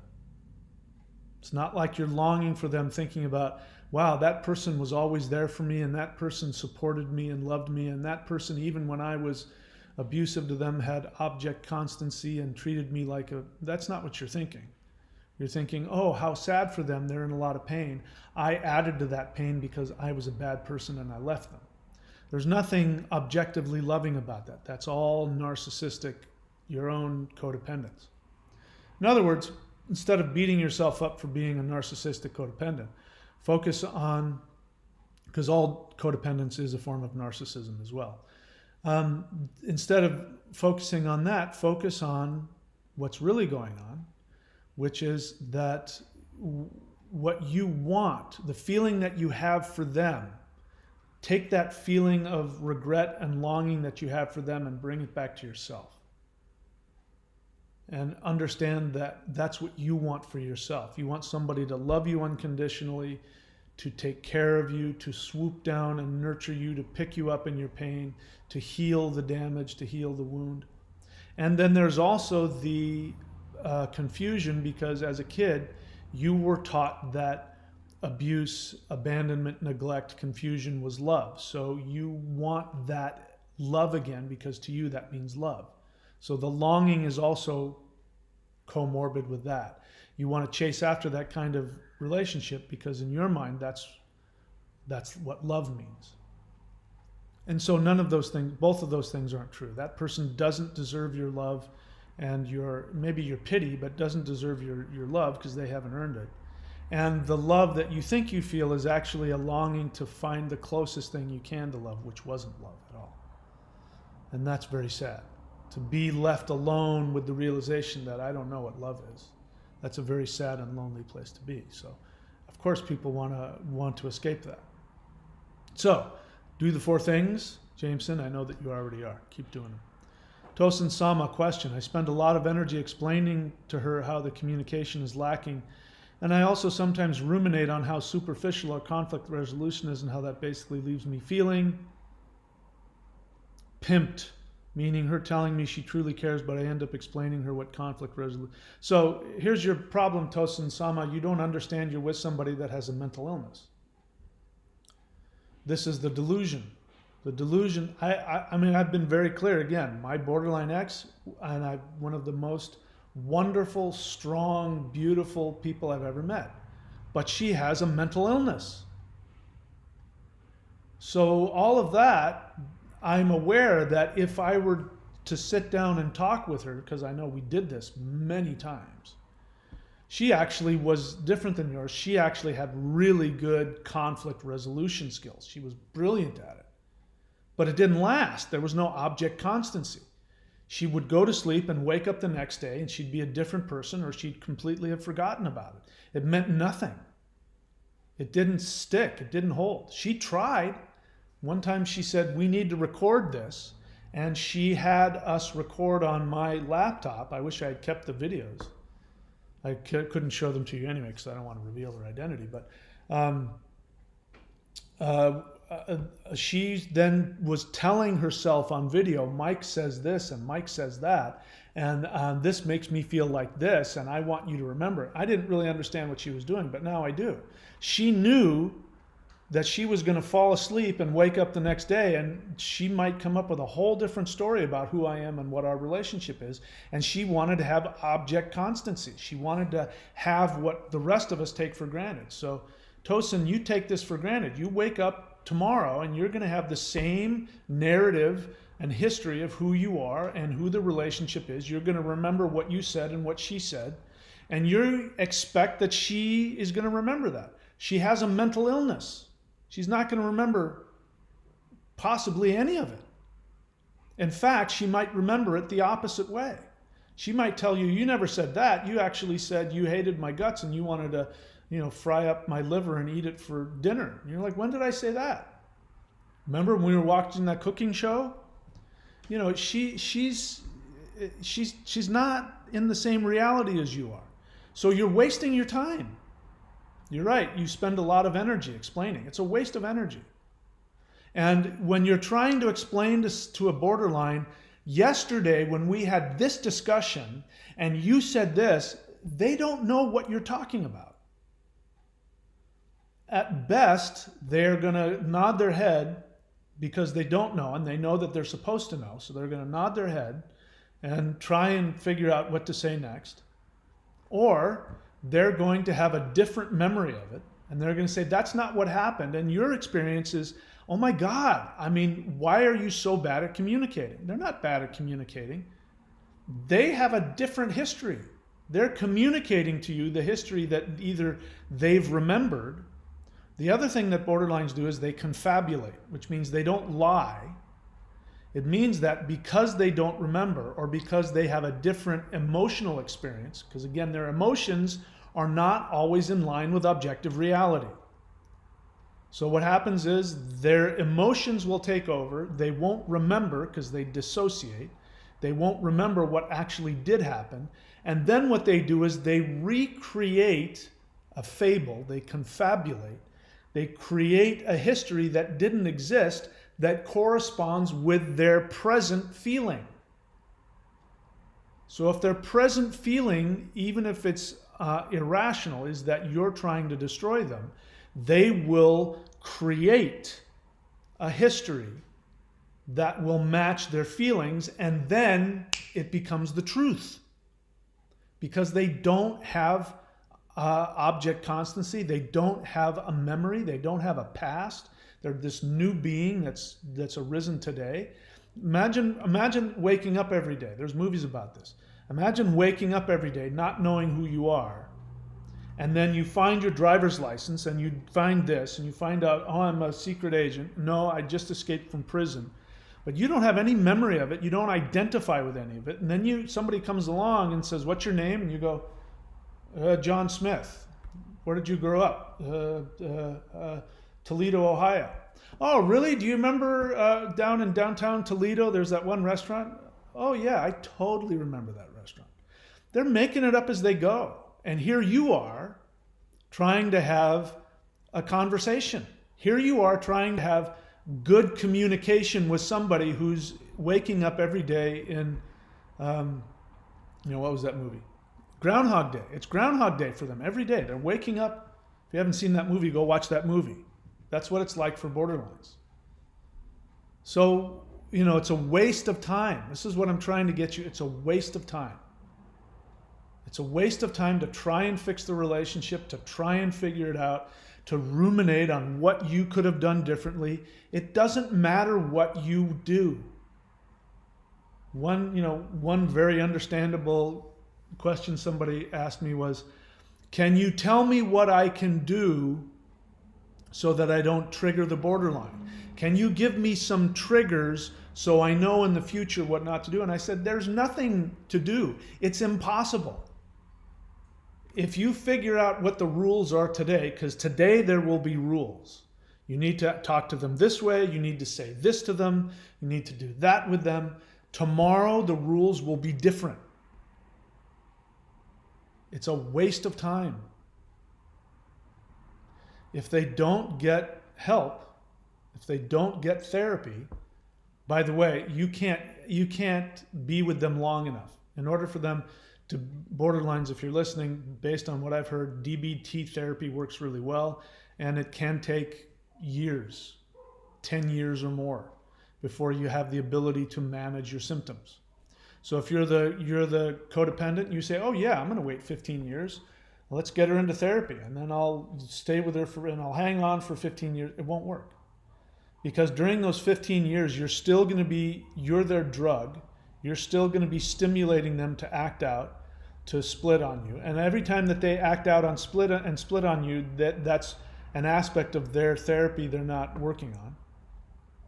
I'm not saying it's impossible. I honestly don't know if it's possible for a borderline to be in a relationship and to heal and learn to overcome their...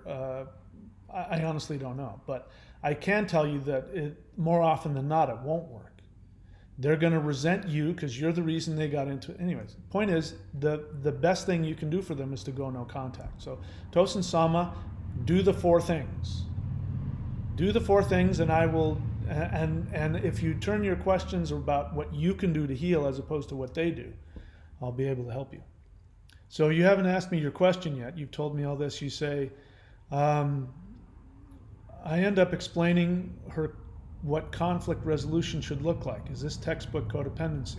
Yes, you are a textbook codependent, which means you're chasing after, you're tilting at windmills. You're wasting your time. You're trying to fix a relationship that doesn't exist.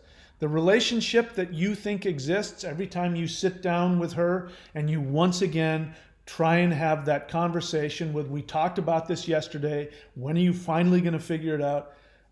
Again, you're talking to somebody else. There's somebody else that's inside their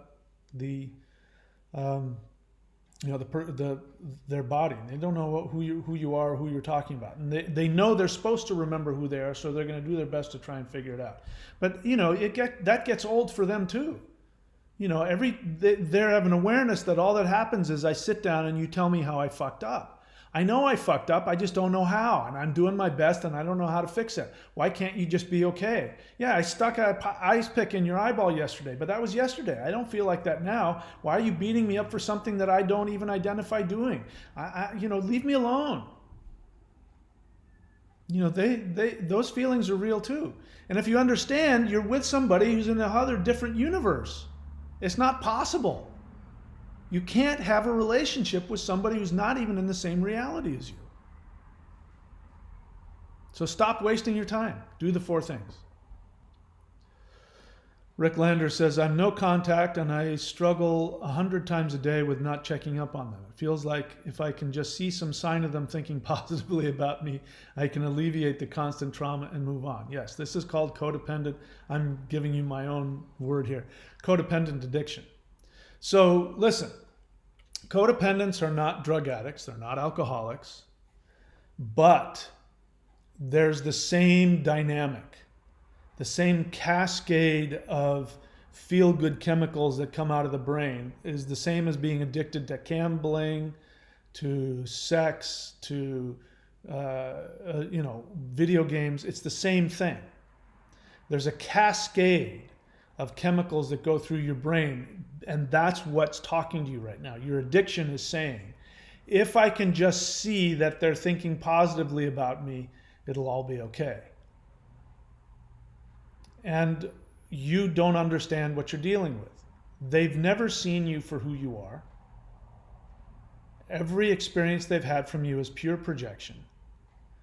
Or transference, meaning that they're either seeing you as their mommy or their daddy, or they're projecting onto you positive or negative things, but they don't see you for who you are. If they do see you for who you are, they will forget based on whatever other feeling jumps into their head. They have no constancy. And so this idea that you can get them to feel positively about you is, number one, your delusion that they know who you are and they're going to remember you for who you are, and they'll have positive feelings, and then you'll feel validated. See, I really am okay because she did actually see how much I loved her. But what's also going on is the addiction towards getting that rush of chemicals flowing through your brain, the feel-good chemicals, and your addiction to chasing after people who can't love you. These are all your addictions. And they act just like drug addictions, except instead of an external chemical, it's an internal chemical and experience that you're addicted to. And you're also running away from your own feelings. And this is the thing about codependents. Codependents spend their whole lives running away from their own internal unresolved issues, just like borderlines and narcissists, who are also codependents. So, Rick, do the 4 things. That's the only cure. Do the 4 things. No contact is good, but it's only one of the 4. But if you only go no contact, it's not going to cure you. You will either continue to feel like this for eternity, like for the rest of your life, potentially, or you will take that and you will project those same feelings onto some other borderline or a narcissist. Or you yourself will be the narcissist. You yourself will be so wrapped up with your borderline ex that you will be the unavailable one, and some poor borderline will come chasing after you. Or some codependent will come chasing after you. All right? Let's see. So Ducky Time is threw some money down. Somebody else threw some money down. Or maybe it was just Ducky Time. Yeah, Canadian $70. Thank you, Ducky Time. I appreciate that. So you're saying you feel pimped, meaning you feel manipulated. Telling me she truly cares, but I end up explaining to her what conflict resolution should look like. Yeah, so she did really care. When she tells you she cares, she means it. Problem is she has no constancy. So she can care for you today, and in 5 minutes she can hate you. And then tomorrow she can be neutral about you. Or she can decide she cares about you again. Borderlines want to be dealt with based on whatever their feeling is. They don't want you to have any memory either, so it's just as confusing for them. So if they walk up to you and they say, I love you, you're my favorite, and your response is, what the fuck are you talking about? You just yesterday tore me a new one. They're going to be so hurt by that because in that moment they're giving you all of their love. Why aren't you okay with that? When they're upset with you for no reason and they don't remember the fact that you just bought them a $4,000 computer and put a wedding ring on their finger and took them to, did all these things for them. The fact that they don't remember that when they hate you, they don't understand why you're looking at them and crying and getting, oh my God, you're so full on right now. Jesus, everybody breaks up. They're not going to understand.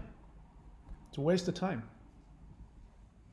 So you feel pimped because you have this idea that you're with somebody who doesn't have a mental illness. If I beat that horse to death, she has a mental illness. Of course you're confused. The confusion is the worst part of it. The confusion is the most toxic part. That's my experience anyway. I've really just now realized this, after 58 years of living on this planet, I've come to realize that the confusion of being split on, or being discarded.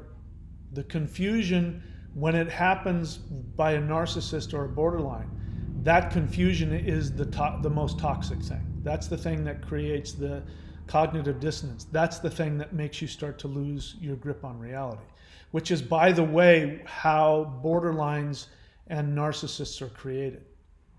Same thing. There's the confusion in there, and that confusion actually did make them insane. Forgive my extreme words. If you're a codependent and you don't have a personality disorder, then that confusion is neurosis. So neurosis is you know what objective reality is, but it doesn't make sense to you and you don't like it. And so you feel insane, but you're not insane yet. Somebody who has a personality disorder, they actually are disconnected from objective reality, at least in some parts of their dynamic. And they don't feel crazy a lot of the times. When my borderline was on medication, which was the wrong medication, it was anti-anxiety medication because she thought she just had an anxiety issue. She was on this medication for that. It would do this weird thing. Her BPD would get sort of warped and weirded out, and she wouldn't split. She would still be destructive and weird and psychopathic, but she wouldn't split. And there would be times, and she would go through these tremendous depressions while she's on this medication.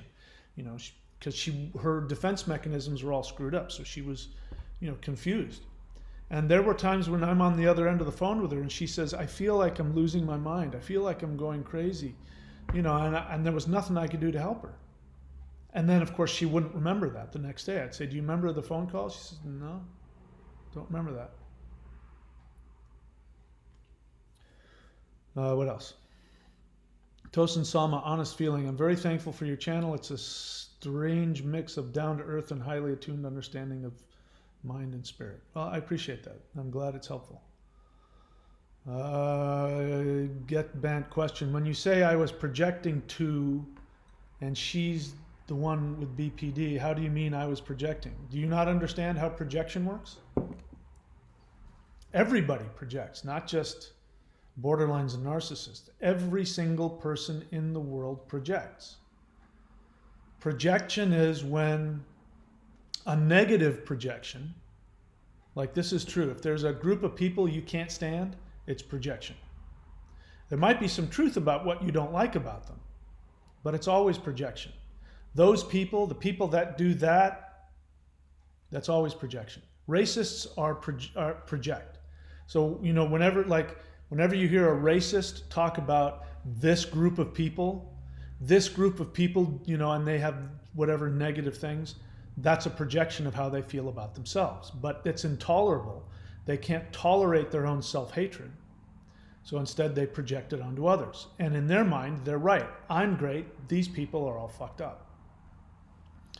So when you project love onto somebody, if you're a codependent, meaning that you're not a borderline, but you're a partner of a borderline, when you feel all of this love, or actually a better example, when you feel the empathy and how sad you feel for how damaged they are, and you have this overwhelming need to go and pick them up and take care of them and heal them and make them feel loved, that is your projection. It means that's what you want.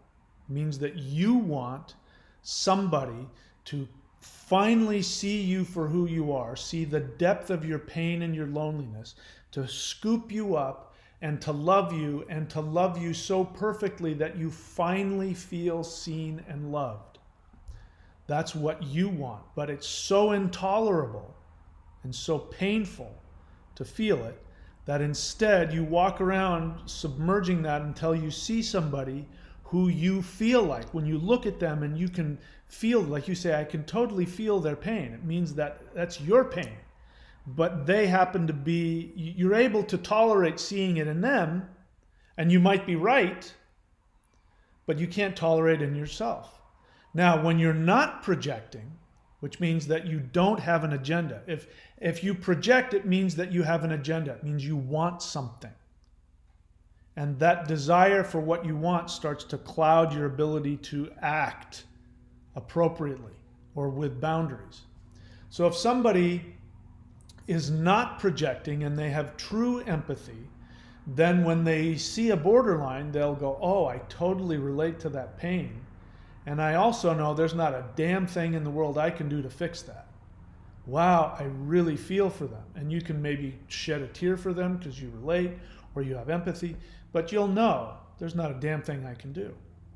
But if you have unresolved feelings within yourself and you're unconsciously going around in life looking for that one person who's finally going to love you for who you are, and that feeling is so intense you can't handle it, maybe you do some drugs or whatever to push it down, you're going to walk around and then you'll see it in the borderline, and then all of a sudden you will become Superman.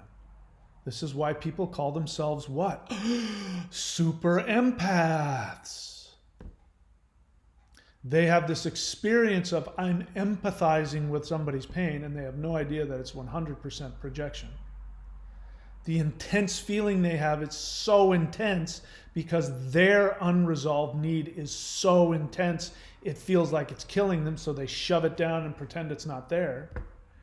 But as soon as somebody walks around who looks like they have it, then all those feelings come out. But instead of going, oh my God, that person reminds me of myself, I've been so hurt all my life, that's so horrible, and then they go off and heal themselves, they go, I'm going to fix that person, and I'm the one that can do it. because I'm the only one that truly understands their pain. I'm Superman. And again, what they're looking for is somebody else who can say that.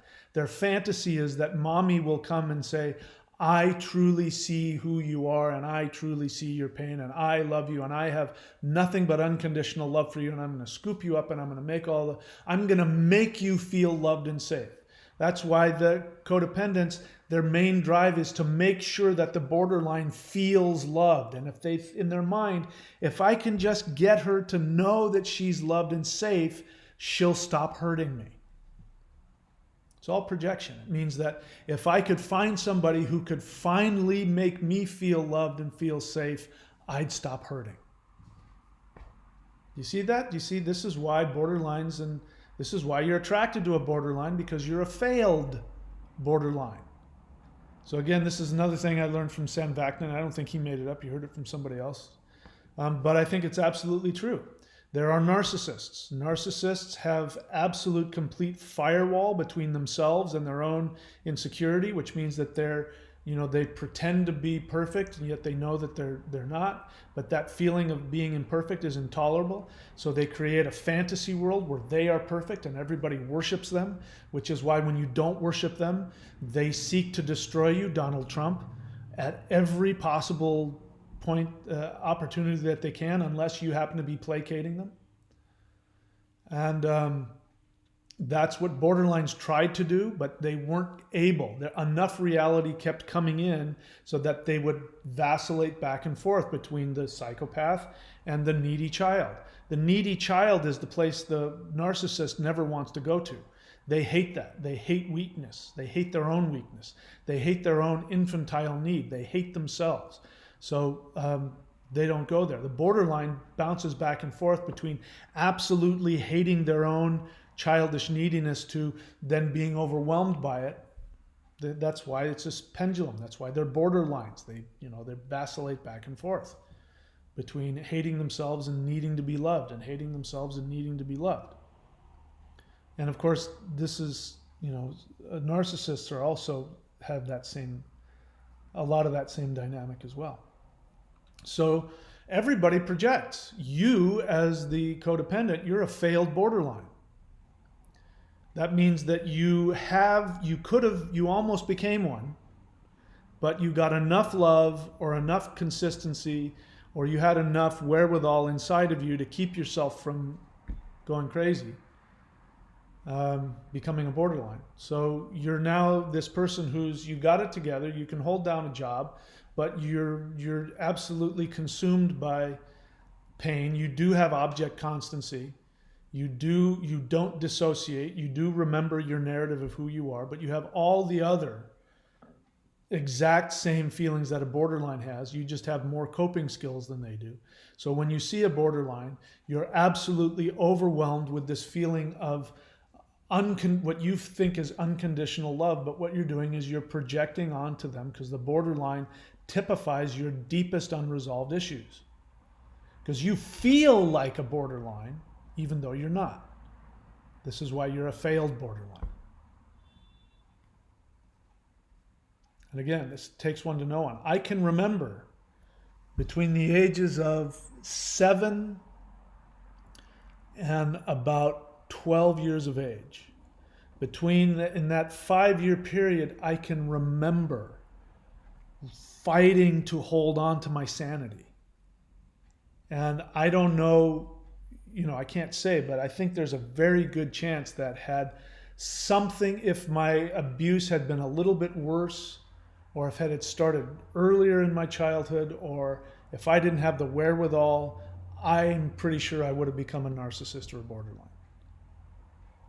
I just didn't. There was a point in time when I would dissociate when I was the shortest kid in school, and in elementary school, and the big kid would come and pick a fight with me, and I'd black out, and I'd come to standing there, with my fists, red, and there'd be a kid on the ground with a red, bruised face or a bloody nose, and I would have to ask somebody what happened. And that didn't take hold. That only lasted a couple of years, and then it stopped. I found other ways to cope, which I don't talk about on this channel. But I think that's what prevented me from becoming one. So I do have an understanding of that, I think. I could be wrong about that. But so do you, get bent. You completely identify with them. The difference is you don't dissociate. You don't have lapses of time. You have object constancy. And so you can't understand because you know you feel the same thing that the borderline does. You absolutely identify with their feelings. You totally understand their fear of abandonment and rejection. But you can't comprehend why they don't have object constancy, why they can't remember, and why everything is so, why they project all the time. You can't understand it. Right? Am I wrong? Tell me I'm wrong. So do the 4 things. Ali Farhood question, Mike, is the selfish love that codependents feel towards borderlines healthy in a normal relationship with a non-cluster B? IK, I don't know what that means. IK, the dynamic is destructive with borderlines because they can't love you back. Does that mean I know? I really wish people would just write out whole words. Don't get lazy on me because I'm too old. I need you to actually write out the whole sentence with punctuation and everything. I know the dynamic is destructive with BPDs because they can't love back. Well, the truth is they can love you back. They just can't keep it up. They can love you back in the moment if it suits them. They can love you more than anybody. I mean, the best foot massages, the best sex, the best, home-baked cookies and pancakes in my life were with my borderline ex. When they want to love you, they can love you back really well. And you can shower love on them, and if they're not splitting, they will take it and they'll turn around and they will give it back to you and tell you how amazing you are. And you think, oh my God, it's going to be okay. It's not. They can love you. They can't love you. When I say they can't love you back, because I have said that, it means that they can't do it consistently. You might get it for a couple hours, might get it for a couple of days, might get it for weeks or even months. For some cases, you might even get it for years. My mom had, without a doubt, borderline tendencies if she wasn't borderline. My mom split on me when I was 5 years old. From the age of 0 to 4, my mom and I had the best relationship that I can remember. There are pictures of me with my mom, and I'm feeding her, this was back in the 60s. She would eat these, oh my God, it was horrible. Saltine crackers with sardines and peanut butter. I mean, who came up with that? What the fuck is that? Anyway, I had a picture, or she had a picture of me when I was 4 years old, and I'm feeding her. Right? So we had this great relationship. And then when I became 5 years old, I started having friends. I started going to school. And when I was, one day, me and my neighbor friends across the street, we were going to sleep outside in our backyard, and we were in our sleeping bags, and we were on the cots, and it wasn't even dark yet. It was summertime, so the sun hadn't even gone down yet. And we had the 501 jeans that had the snap button, and we were snapping the buttons on and off, and we were laughing, 5-year-old kids, because it sounded like farts, and we thought that was funny. And so because I'm out there laughing and having fun with people that's not my mom, I know this now in hindsight, but I didn't then. My mom, out of nowhere, came bursting out the back door, grabbed me, yanked me out of the sleeping bag, pulled my pants down, and spanked me in front of all my friends who were shocked. 5-year-old kids, they don't know what to do. And then she just turned around and stormed back in. And I was standing out there with my pants down, and I did not understand what the hell just happened. And that happened like 3 or 4 times for the next year. We'd be driving in the car, same thing. There'd be my brother, my sister, or somebody else, and I'd be laughing with somebody else. Slam on the brakes, take me out of the car, spank me in front of the world, and then throw me back in. And what the fuck was going on? What the hell is that all about? My mom split on me. She split. I hadn't seen it. It took 5 years before she split on me. So you can be with a borderline along. Who knows what the dynamic is? We don't know. That's the hardest part. You never know. And the confusion is the worst part. And it's always the same. It doesn't happen when it's making sense. You're in a normal relationship with a quote normal person, and you have these arguments and you have these disagreements, and things build, but both sides know that we're having difficulty.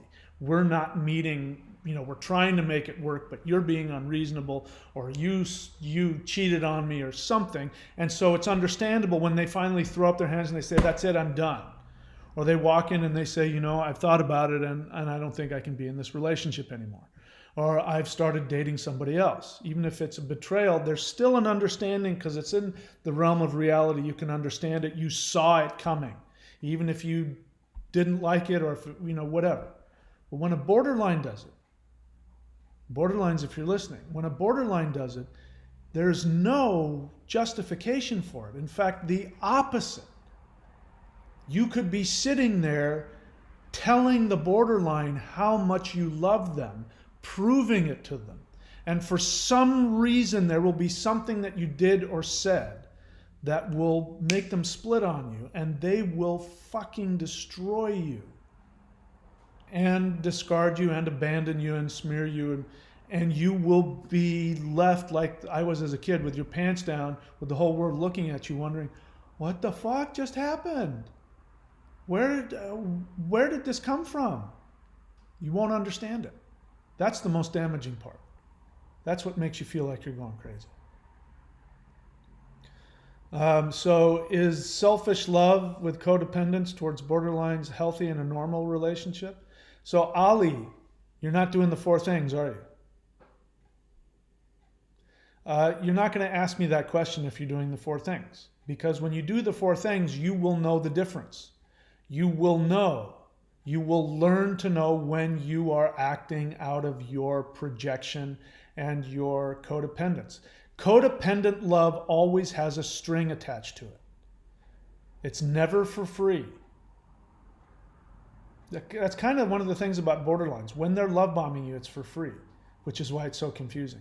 They just are like little kids. If they want to run up to you, has that ever happened? You've been outside and some little kid will just run up and hug you for no reason, and then they walk back, or they'll walk up and they'll give you their toy.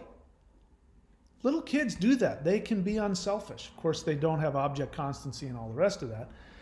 But borderlines can do that too. They can also be very codependent and have strings attached and all the rest of it, and manipulative and all that other stuff. But codependence, their love is always. This is what makes codependence so destructive. So Ali, you don't know this about yourself, but whenever you love somebody, there's always a string attached. And you don't know that because you haven't done the 4 things yet. When you do the 4 things, you will know when you are acting because you want something from somebody or because you truly just have unconditional love and you don't want anything in return. And when you do want something from somebody, you won't have the shame, because here's the other part of it. There's nothing wrong with conditional love. There's absolutely nothing wrong with it as long as you're honest about it.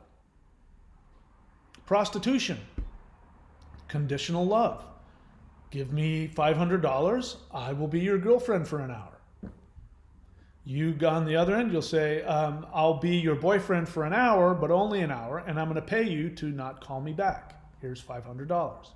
It's conditional love. As long as both people know what's going on, we can judge it, as unfulfilling or as whatever, but everybody knows what's happening there. So there's nothing wrong with conditional love. Conditional love happens all the time. You go to work, I'll pay you a salary to show up and to make widgets. Great. I will come and I will make widgets. If you pay me, if you don't pay me, I'm not going to do any work for you. It's conditional.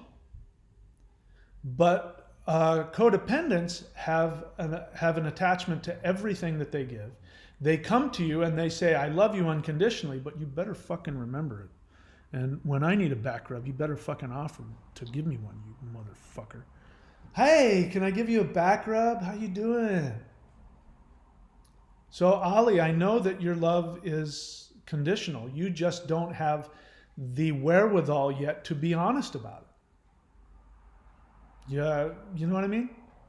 I'm pushing 60 years old, and so there's this whole world of sugar babies out there. So I sometimes get approached by younger women, but they're really clear. If I pay them money, they'll be my girlfriend, and I'll get all the benefits. But it's conditional. You know what I mean? Um, a gold digger is somebody who pretends to love you unconditionally, but is only there for the money, and that's.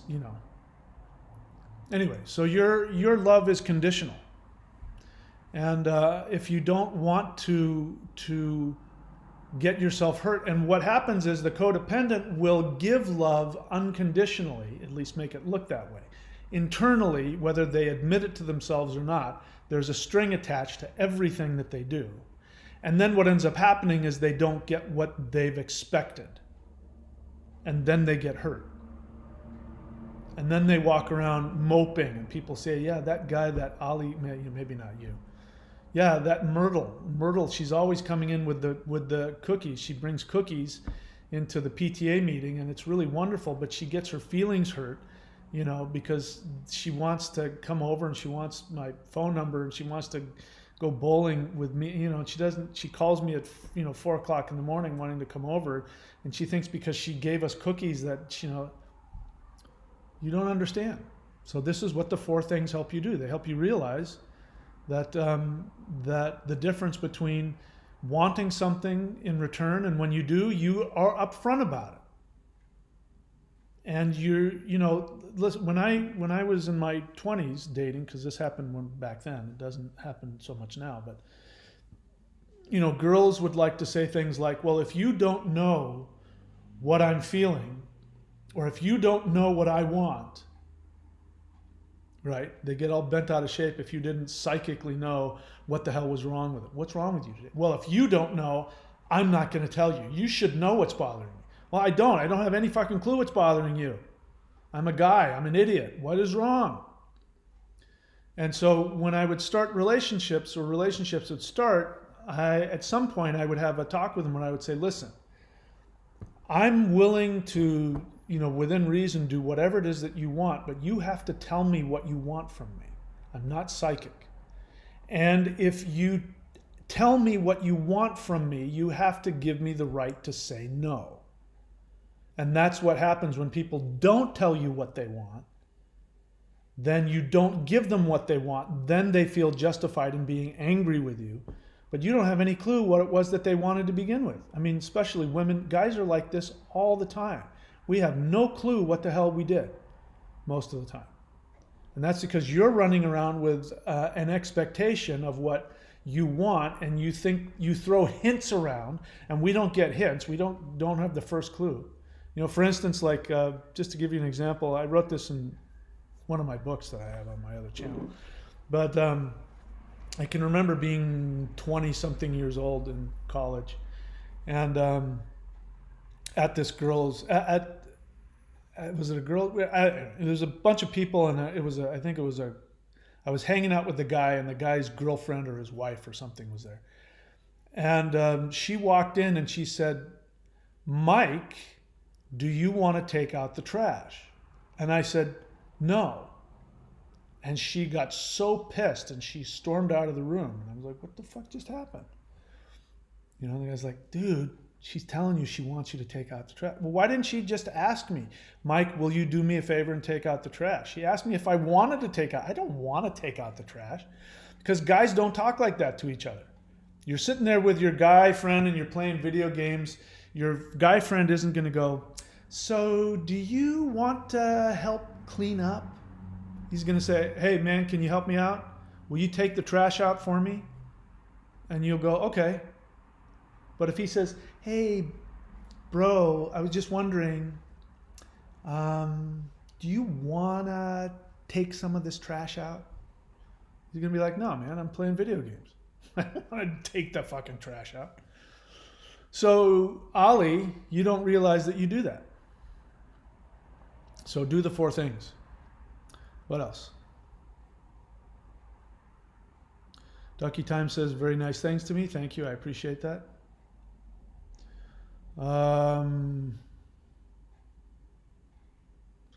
AA 32 something or other says, question, I know you looked at Sam V, but have you looked at HG Tutor? Yes, I have. I don't buy HG Tutor for a second.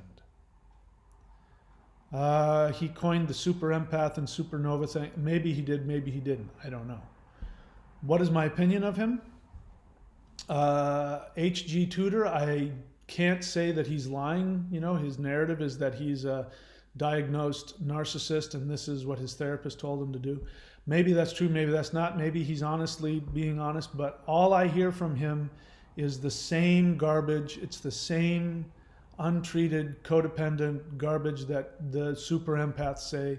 And I think, you know, if I were to make a judgment on him, he's either a con man, like he's pretending to be this narcissist and he's trying to make a killing off of the codependent, untreated codependent super empath who wants to be told they're a victim and wants to blah, blah, blah.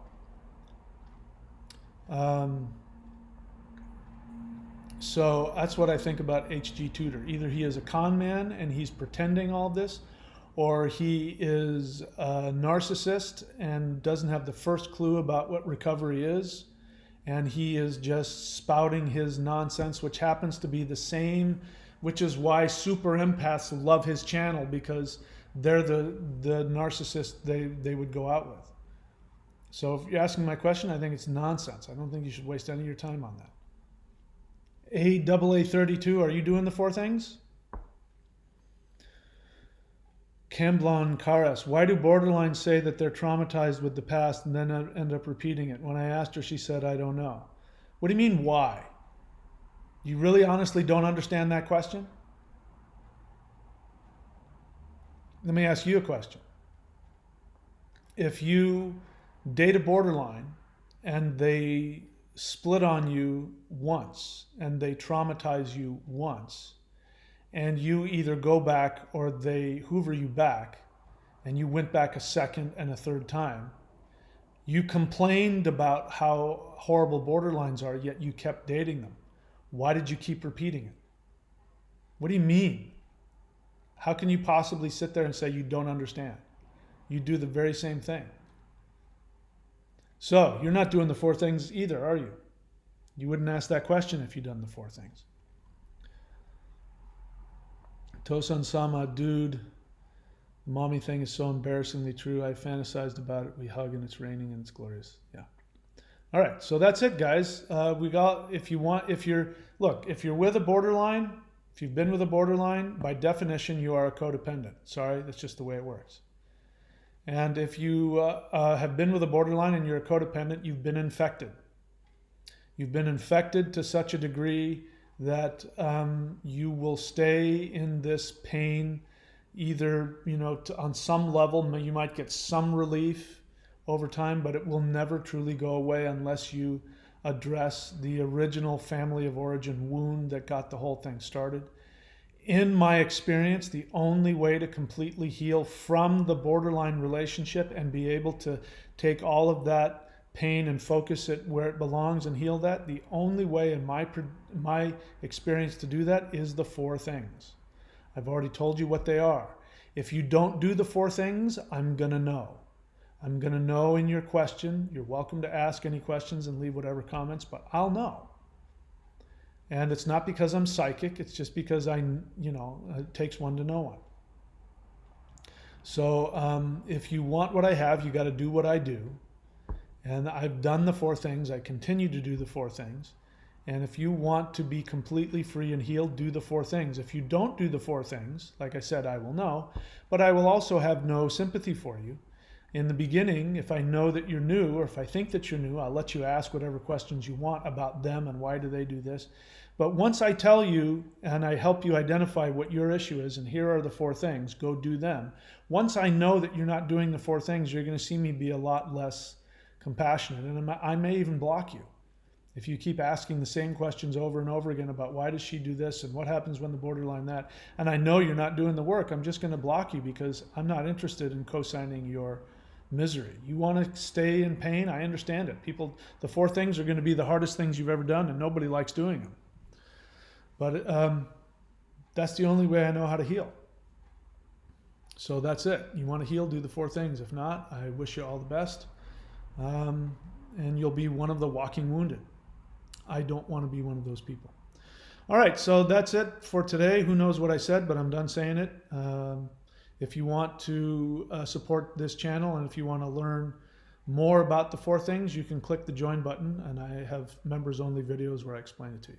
You can look at the other links if you want to see what's going on my other channel. All right, that's it, guys. Thank you so much. Take care of yourselves, stay safe, and I will see you all next time.